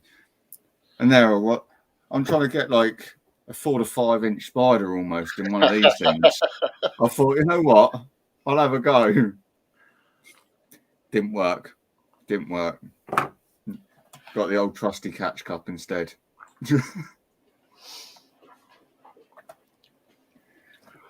What's your opinion on this one, Tom? Oh, I mean, it is very difficult to try and ever say this is the best beginner species, if you wish. I mean, you know, a lot of people say the what is it? The Mexican flame tarantula, the Chileensis or whatever, is like technically one of the best beginner, but trying to find one of them, you're just That's what used to be the Euathlus species red, wasn't it? Until they reclassified that's the one, yeah. Whatever it is now, yeah. Something like that, yeah. But it's something. It's Homeoema. That's it. Yeah, something along those lines. Chileensis or something. And yeah, I mean, to try and find one of them, it's a dwarf species if you wish, but even in. Yeah, it's a dwarf species, but you're asking a fortune for it. But I mean, as you know, it's that whole thing. As long as you do your research and you've done all you can and everything else, then truthfully, any spider or any tea could be a good first tea. But I mean, I would personally say some sort of dwarf tea, as long as you're ready for it just to do a bit of bolting around. Most dwarf teas, you're not really going to have them big threat poses that you're going to have from something, say, at like 8-9 inches. Yeah, if you're not quite expecting something that sort of size to turn up and go, bah, it can throw you off guard for your first tarantula. Hi, Mark. Good evening, Mark. How you doing, dude? But yeah, I think obviously a dwarf species, as long as you're not getting it as a sling, because sometimes even that can be a bit daunting when you've got like a 0.5 centimeter sling turn up. Yeah, definitely. And I think to be honest with you, if it was like for me personally, we say about the best beginner species. Now, the one thing that I always say to everybody is rule out getting slings straight off the bat. Yeah. Because slings actually do take, I know some people get it right first time, but slings do take a little bit more like finicky getting used to, things like that to make sure they survive and all that sort of stuff, especially given the fact that most of them are hatched out captive bred. Natural selection hasn't taken its, what it usually takes, and you can get slings that die very quickly if you just buy slings straight off the bat. So I would avoid slings as beginners anyway if you've never experienced keeping tarantulas before. In terms of species, as Tom, like what you just said a minute ago, mate, I think it's important to remember that, if you give it the respect it's due and stuff like that, and you're not an idiot with it, then it doesn't really close the door on any particular species. Now, I would never recommend anybody that's got no experience of reptiles or exotic pets or anything like that to go out and get, a big angry African old world species or something like that as their first tarantula, because it's just inviting things to go wrong. But what I would say is if you have a little bit of experience, you do your research and you respect it, a lot of the stuff that people wouldn't necessarily always consider as a beginner species that may be a little bit quicker, for example, and stuff, if you treat it with respect, then it opens doors, and there's no reason why you can't keep sort of, I suppose, what they would class as intermediate species, I guess, if you're a new tarantula keeper. So things like if you want something that looks fantastic, that's got a great feeding response, that produces loads of web, makes a beautiful display species, I think something like a GBB makes a fantastic beginner species. Yeah. Yes, they can be a bit quick and skittish, but they're not overly defensive. So if you're prepared to deal with a quick and skittish spider, then GBBs are a fantastic display species as a first species.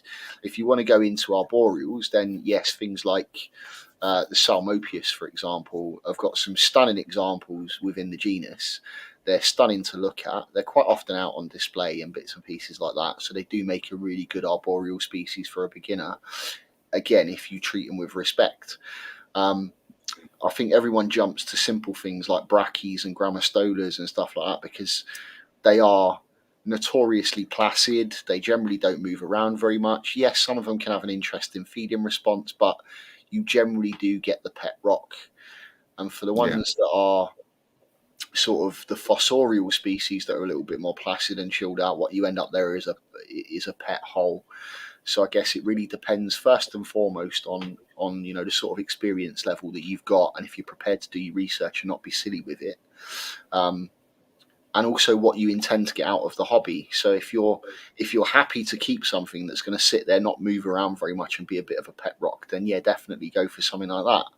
If you're absolutely, if you're happy to have a pet hole, that just comes out every now and again, and the only reason you know that it's still there is because the food that you put in disappears randomly, then that's what you go for. It's about your personal experience of stepping into the hobby and what's best for you, really. Mark there, says, he's got a love for Pamphobetus, but, they could potentially be a beginner species if you wish. Okay, they're classed as intermediate if you want to go down beginner, intermediate, and expert, or whatever you want to, label it all as. Yeah, of course. Only purely because of like the way that they've got to be set up with slightly damper substrate with some of them, rather than that bone dry substrate like you would say with a Brachypelma.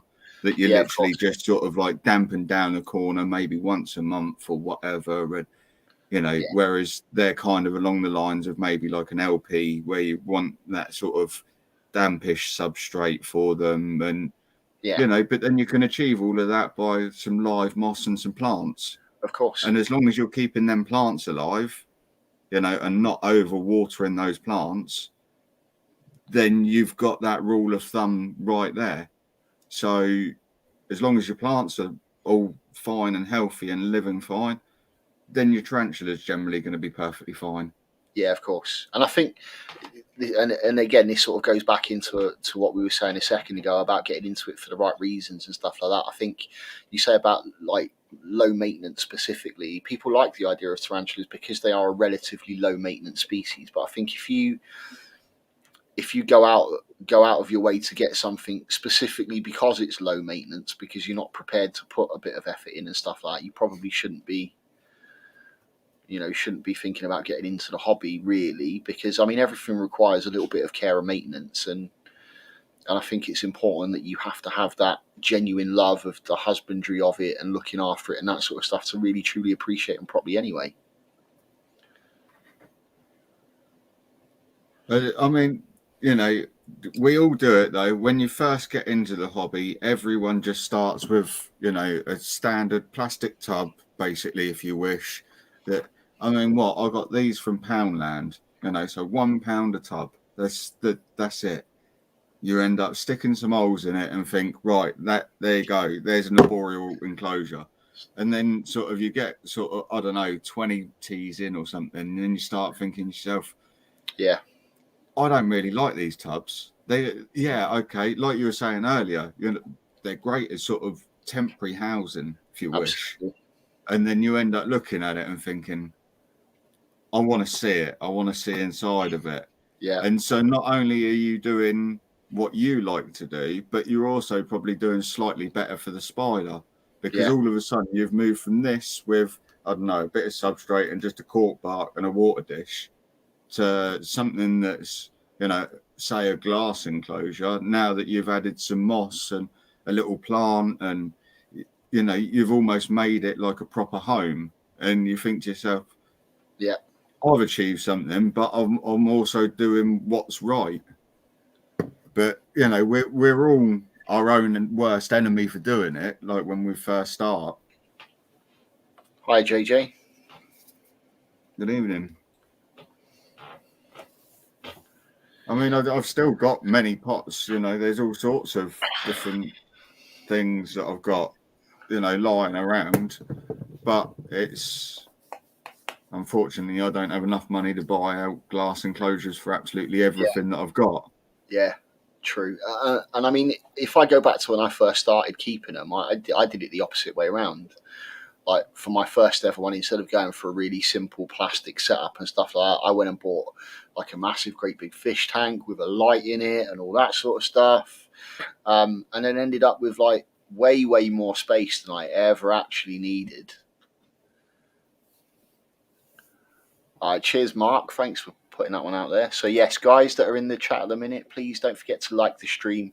If you're not subscribed to the channels, please go and find the host channels and subscribe. And thank you for joining us this evening. Oh yeah.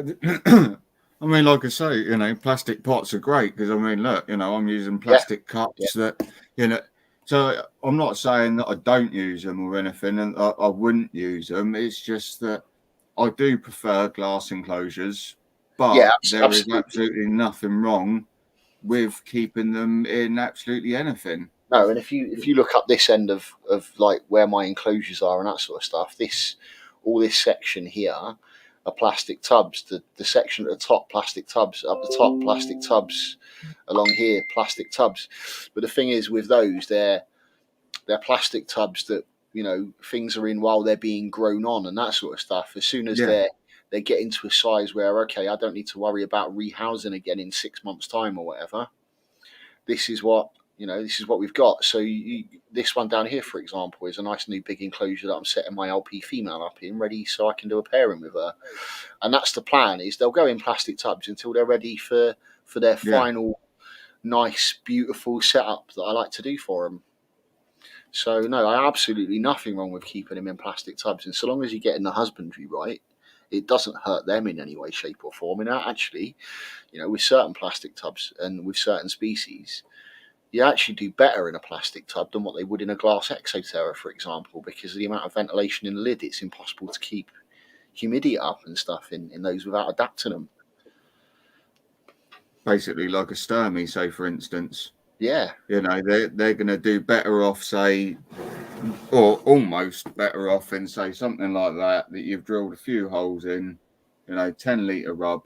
Obviously, it won't hold a adult female, say, for instance, in a 10-litre rub, but you're able just to basically sort the ventilation out as and when or as you please, so that there's not too much that it dries out too quickly, but then there's enough still for all the cross circulation or cross ventilation.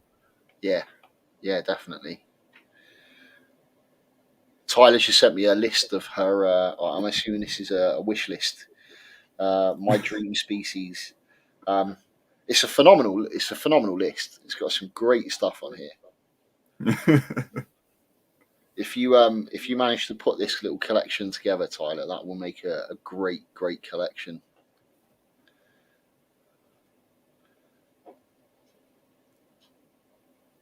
Yeah, some beautiful stuff on there actually. It's a good variety as well. I'm not seeing a lot of old world stuff though, apart from pokies. Get in there, Tyler. Well done.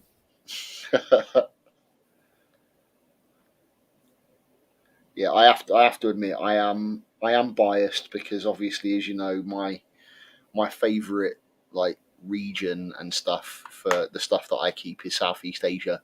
So I love my Southeast Asian species. So anything Chilobrachys, Syriopagopus, Haplopelma, any Lampropelma, that sort of stuff.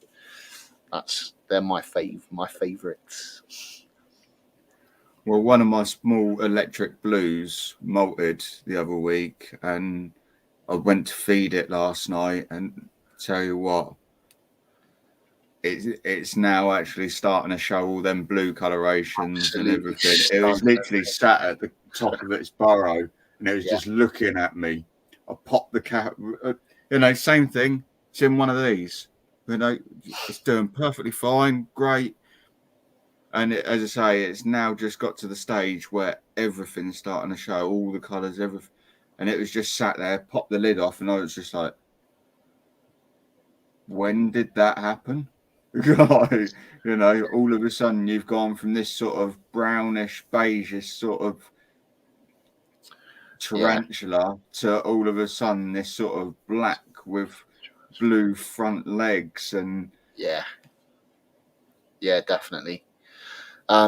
There's quite a few horned baboon species, Tyler. They're mostly in the Ceratogyrus genus.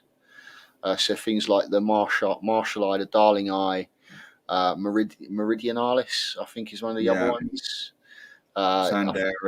Sanderi as well. Yeah. I know there's a couple more as well, but I can't think of them off the top of my head. Yeah. I mean, it used to be just two.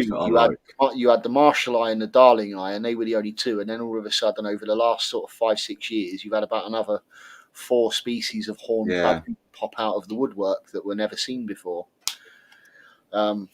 which is awesome because I like my African baboon species as well. What was I about to say? Electric blues, yeah. So have you tried taking a picture of it yet? Not yet, no. Yeah, it's a nightmare to get the lighting just right to get that electric blue to show up, because you can see it with your own eyes and it's really obvious, but the minute you stick a camera and take a picture, it's like, oh, where's that gone? I was quite surprised by one of mine. So I've got a sub-adult female. Sub-adult. She's probably a large juvenile now, so probably about sort of yay big leg span. She's stunning, definitely confirmed female, so I'm really happy about that. And then I've got another grown on unsexed. Now I got that, if you remember back on one of my one of my videos, it does a runner. It's like a little escape. I'm sure it was a Portsmouth Tarantulas mystery box. So. And I got the little Chilobrachys species electric blue sling in it, and it was a little sling, little tiny grown-on sling, about just over a centimetre. And having a look at it now, when I did a feed on it the other day, it's about this big now. I've not really seen it. I just know the food's been disappearing when I put it in. So it's about this big now, and it's got its electric blue colours on the Chelosaria in the front legs. So it's like, ooh, time for a rehouse. But I know I'm not going to pick it up on the camera, which is super disappointing. I need to figure out the perfect lighting settings for that. Yeah, well, that's it. I mean, you know, we're talking about tubs. I mean, as soon as I move it out, it's just going to move into one of them. And exactly the same. And then I'll wait till obviously it gets to sort of like sub-adult. I mean, if it's female, then it'll get sort of a nice sort of glass enclosure and stuff. And I'm thinking about building some custom of my own sort of fossorial tanks. Okay. But I haven't quite made up my mind just yet. Something with a deeper bottom and higher opening doors or something. Yeah. Yeah. If you want to have a look at some ideas for that, Dark Den's done a couple that were.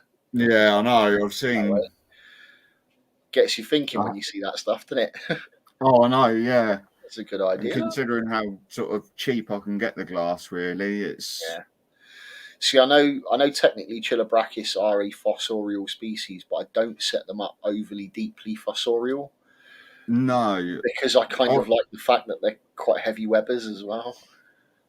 Yeah, well, that's it. I wanted to sort of give them slightly more than what an Exoterra can, but not stupid amounts, sort of, because in the Exoterra you can sort of give sort of 4 inches, can't you? Yeah, without like sloping it up. Yeah.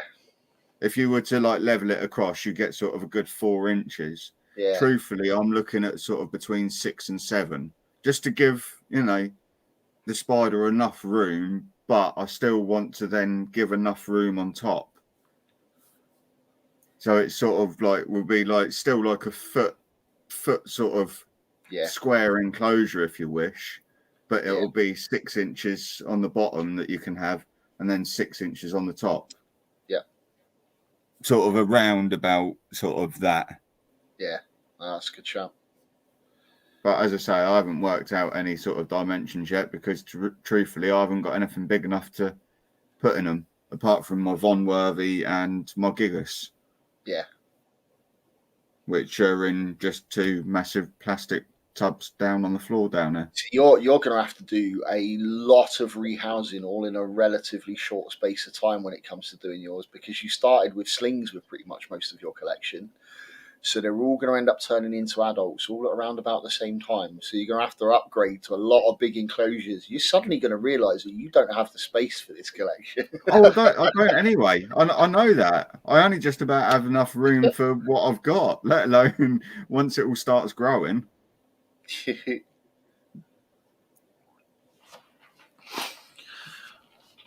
Hopefully thinking of plans for next year or something. So we'll go from there.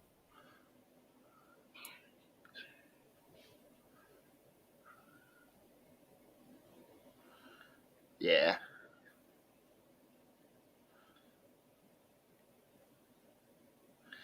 Yeah, see, the bonus with the Exoterra cubes is that you can buy like furniture racking systems that they all slot into quite nicely and make really good display. I mean, you look at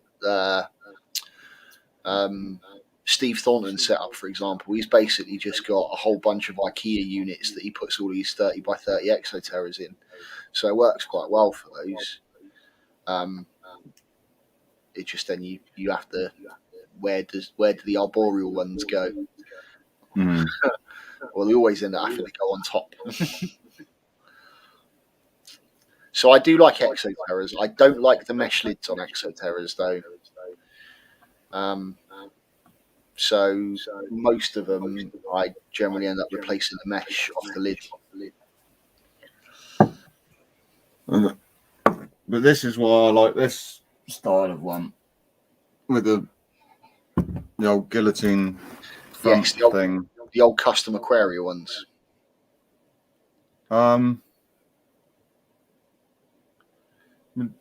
They're the custom Aquaria ones, aren't they? Yeah, so custom Aquaria did those, but they also did the slidey fronted ones as well. Do they? Yeah. Well, I mean, these ones are. I've got actually 3 different styles, so obviously they've been made by different people. But this one has like a lip on the top here that you can sort of get hold of to lift, whereas the other ones don't. They finish like here. Yeah. I mean, this one's used different sort of runners and it's set differently and stuff. And you can tell this one's been made with a thicker glass than the other ones. And yeah, so that one that you've got there, that's very similar to what I've got my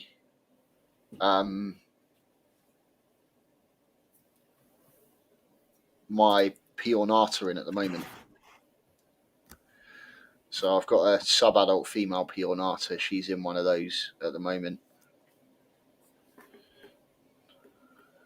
I mean, the other ones is that I've got a couple of these, the tarantula room ones, which are exactly the same size, the 20 by 20 by 30. Yeah. And I think I got 2 of them. And then I think it's 2 more at the smaller size down from that one.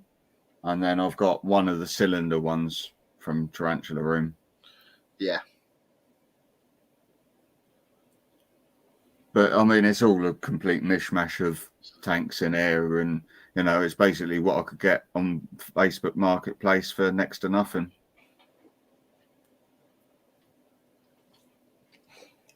I've not really gone out and bought any enclosures brand new, if you wish, for any of my spiders. Everything's all just been second hand. Yeah. Some of mine have been brand new. I mean, we went through a stage of like, with some of the nicer display species to do the live planted setups and stuff. We bought some brand new enclosures for those.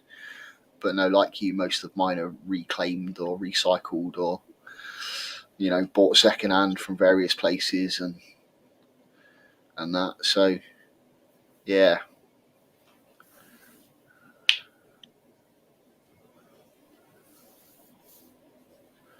Stickers. So you could do what I've done there with mine, Tyler. So I've basically got 2 thin MDF boards and taped them together, and I've put all the stickers on that, so I can move the board without having to peel all the stickers off, or just do what Tom does and pin them all to his walls. Or this, my board here, is literally just a piece of polystyrene with a bed sheet wrapped around it and a tie. And that's it. It's tied up to the wall, and I can literally just, I don't know. Yeah. And they're all drawing pin to it and everything else. And then if you want to ever change your sticker board around, you can then take an old sticker off and put someone new up, you know, so you can have a bit of rearrange every time. Yeah. Or you just do wooden racking and you just pin them everywhere. I literally do not stick a single sticker anywhere. Only because I know that I'll be annoyed with myself later on and go, I really want that over there now. And lo and behold, you can't peel it off.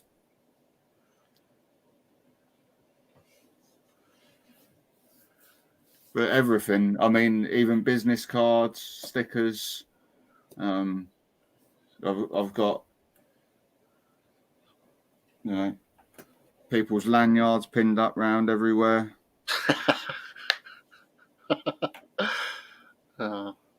Yeah, don't stick them anywhere. Steve just said that's handy if your favourite YouTuber changes. Pull it down, replace it with another one, move it round into more favourable positions. I've got a bunch of stickers that I haven't put up yet, actually, because I'm kind of running out of space on this board. I need to create another one. I wouldn't even like to start thinking about the amount of stickers that I've got in my box down on the floor down there at the minute that people have sent me that I've been meaning to get up. And it's just like, every time I think about it, I then think, oh, need more drawing pins because I've used them all. Right, I'll go and get some. And every time I just end up forgetting. Who are these ones just here? Oh, I literally got some right here to hand. Whose ones are these? Oh, there you go. Tarantula Haven. Yeah. Well, yeah. Tarantula Haven, Natasha. Yeah.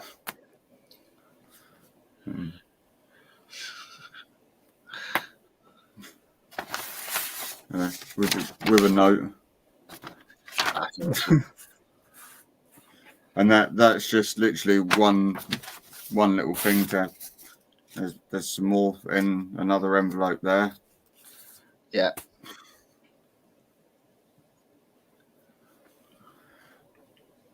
And that's the thing as well, where the amount of like Amy stickers, say for instance, that I've got here, because obviously I got some sent through, and then I've bought stuff, and she's sent more, and then I've bought some more stuff, and she's sent more.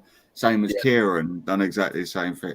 Sidex, I think I've got quite a few of his now, because obviously he's got I'm sure he had the hollow one done and the normal one done, and I've got both.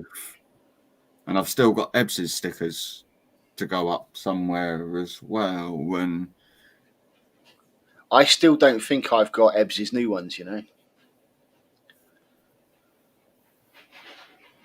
No, I don't. Which ones were those? Can't remember. Hold on. So yeah.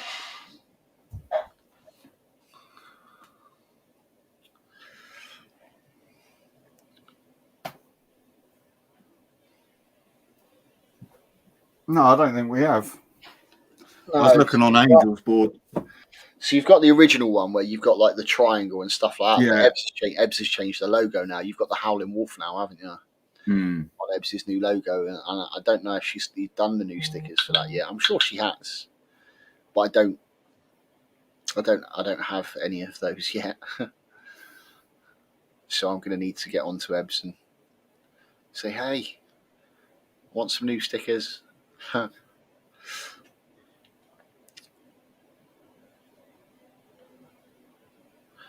yeah, I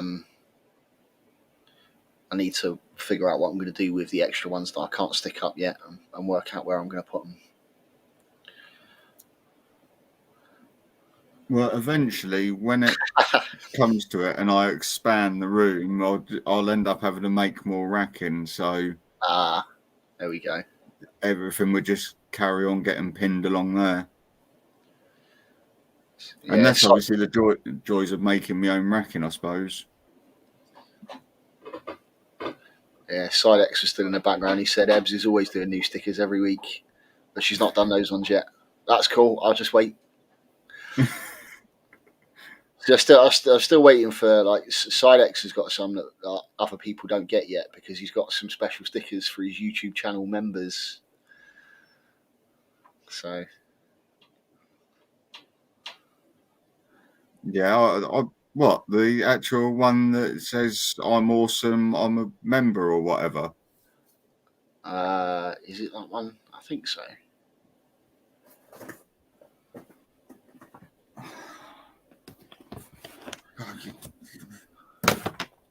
You tell me you've got some of the exclusive members only stickers now, aren't you?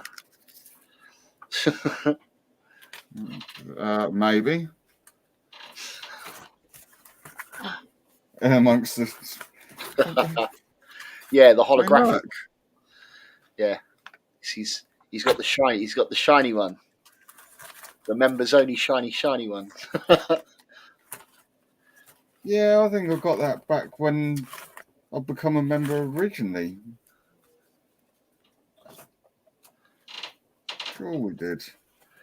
Oh, Steve's off, I think. Or is it Mark off? No, Mark's off. Yeah. Good night, Mark. Thanks for joining, buddy. Take care. You are on about one of those ones, yeah? Yeah, although I'm sure there was another. Was there another one? Yeah, I'm sure there is another one, yeah.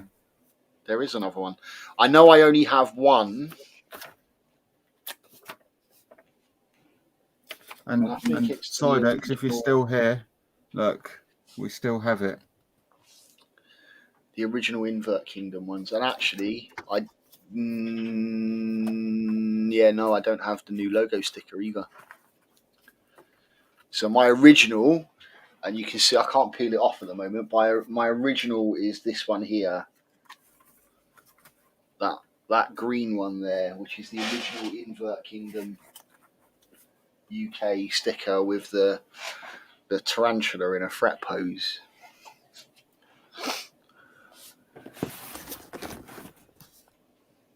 One of these ones.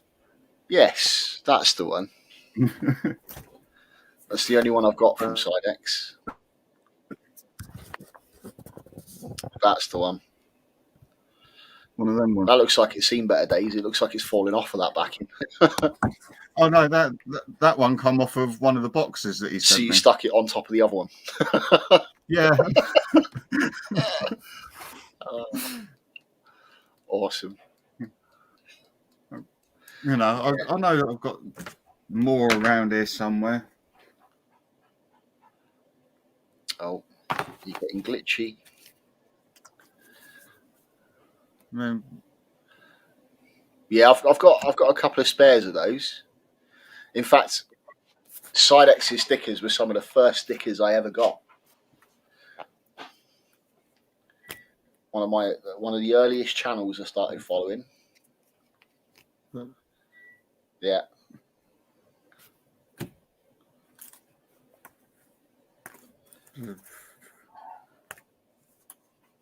and I got one of these ones as well. Ah. I wouldn't know. They're still pretty exclusive. Those ones. There's not many of them get given out. Although to be fair, anyone that got a sticker pack from me at the last couple of shows got one of those.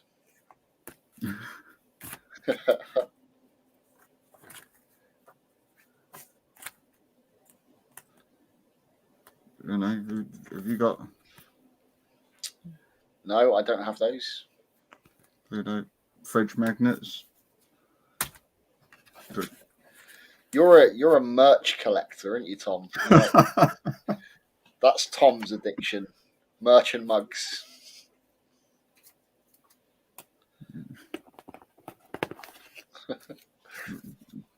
Spider Planet magnet. I've got one of them. Spare rock and roll. Yeah, I've got a couple of Amy's.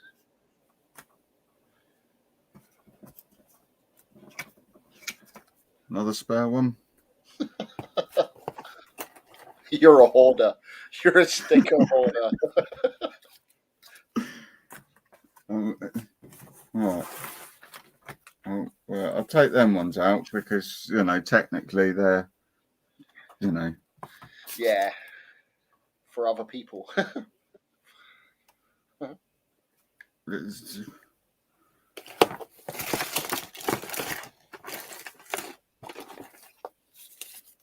Or mugs of tea. That's so many legs.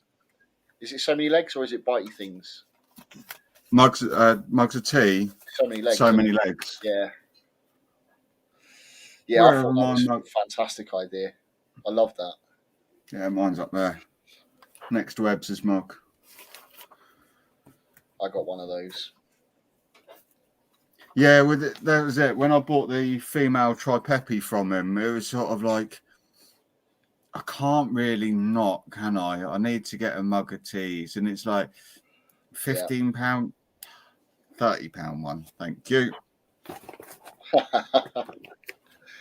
Stefan's like waving his, saying mine's bigger than yours, with his signed Tarantula Down Keeper card.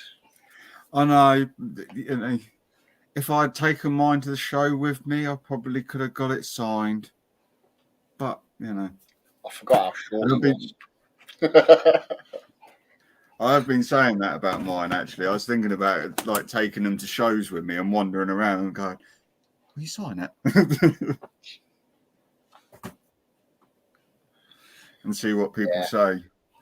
Now, do you know what? That's like phenomenal. Like being selected to be part of something like the Keeper cards and have your own special card and stuff.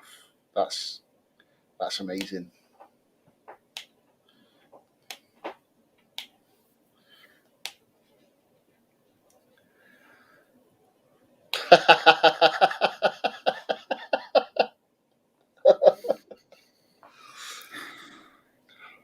You also got accused of being tarantula, Dan, as well, Sidex. So, you know, what else can we say? We say, is that necessarily something Dan would want shared with the world? That though, Sidex, like, maybe that's something that's supposed to stay between you guys.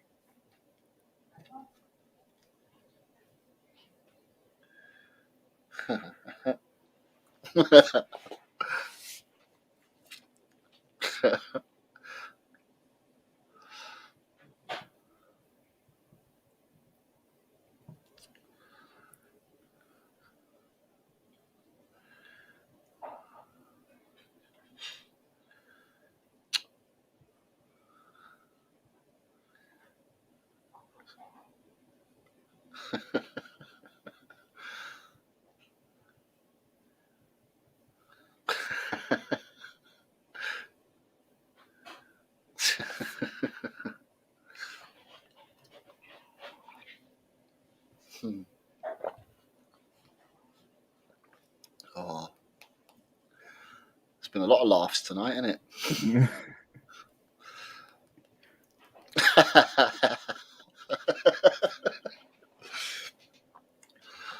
Oh, it's high praise that.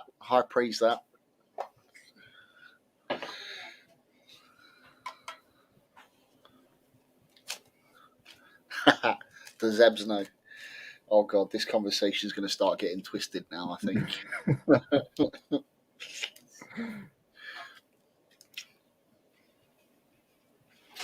It's like, yep, Ebbs knows she was doing the filming. I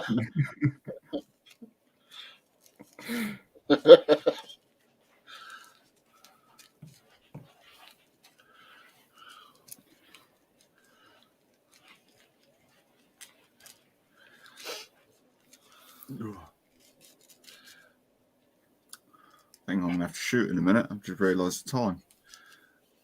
Aye.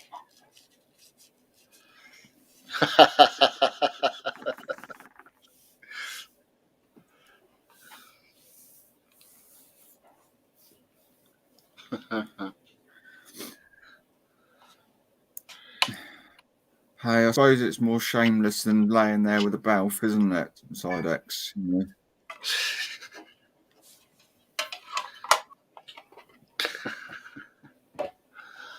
Oh, awesome. Oh, 2 secs.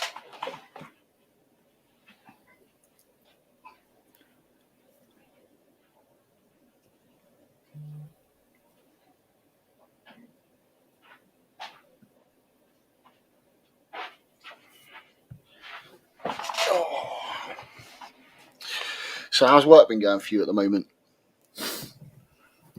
Pretty manic. I mean, the guy that I was working with quit with us a couple of weeks ago, so Picking up the slack. Well, yeah, and obviously where I don't drive, it sort of put pressure on them, and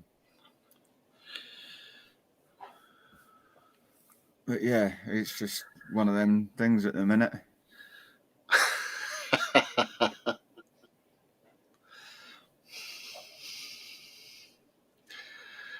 I suspect probably the same people that sent me glitter last year. And who were that? Oh, I don't know, Tom. Who was that? Weren't me. See, blame it all on Angel. Oh, I come home and she's like, Wayne's getting a card. It's like, oh, right. Yeah, look. Oh. There was like a glitter trail from the bedroom all the way to the front door and up the road. And well, I'm pretty sure if you'd followed it, you could have tracked it through the entire Royal Mail system because the envelope was still leaking glitter when it arrived here.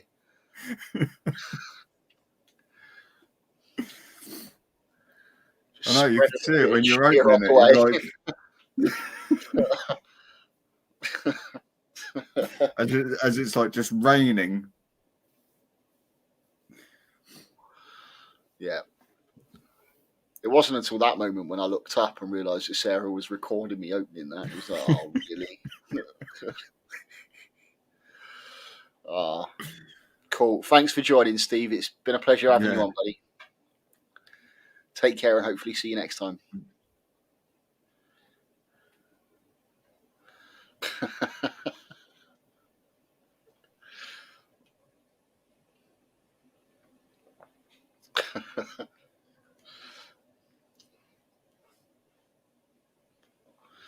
On the plus side, that you actually got to share the love a little bit with that glitter, because I'm pretty sure everybody that got mail on the same day probably had glitter all over their envelopes and everything. It was brilliant, and it was that stupidly, ridiculously super fine glitter as well. I was finding that for weeks. I can imagine other people with like this phobia of glitter now, because like all of a sudden at Christmas, everyone's just turned up. You can imagine it, can't you? They're all ringing up like whoever's sent them the Christmas card. Why have you sent me glitter? It's like, I didn't. Honestly, why? Why would you do this? It wasn't me.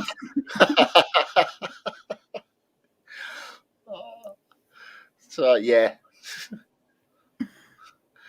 postman's wife probably started asking questions. Tyler just said that. Why are you covered in glitter? Whose shimmer powder have you got rubbed all over you?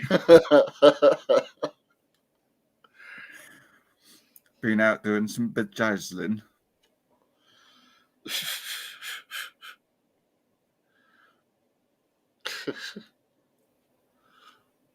Oh.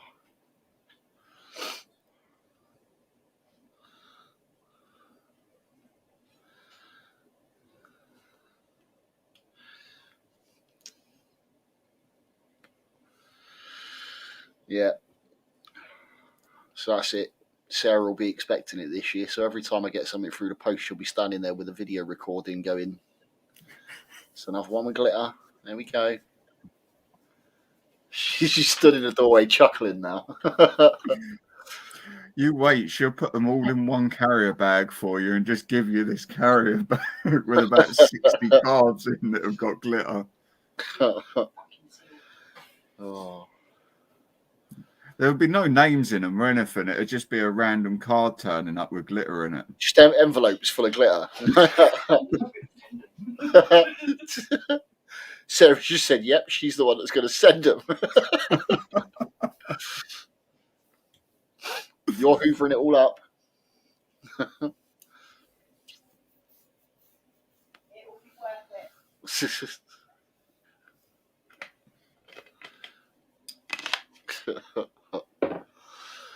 Oh, right. We are getting on for 11:30. So I have to get up and go to work in the morning, as do you. Of course. So I think, if you're happy, I think we'll call it an end there. Yeah, sounds. Unfortunately, James hasn't managed to make it back. So no, he did message earlier to say he was having internet trouble though. So I wasn't sure whether or not I'd jump into the chat or not, or what. But no, it's been an awesome evening. It was a pleasure having Amy on. Just sent us a message actually on Messenger to say thanks for having her on. I need to reply to that in a minute. So, but yeah. Right, well, I guess we're going to call it an evening. So for the guys that are left in the chat, thank you very much for joining us this evening. And thanks for making it through to this point of the evening with us.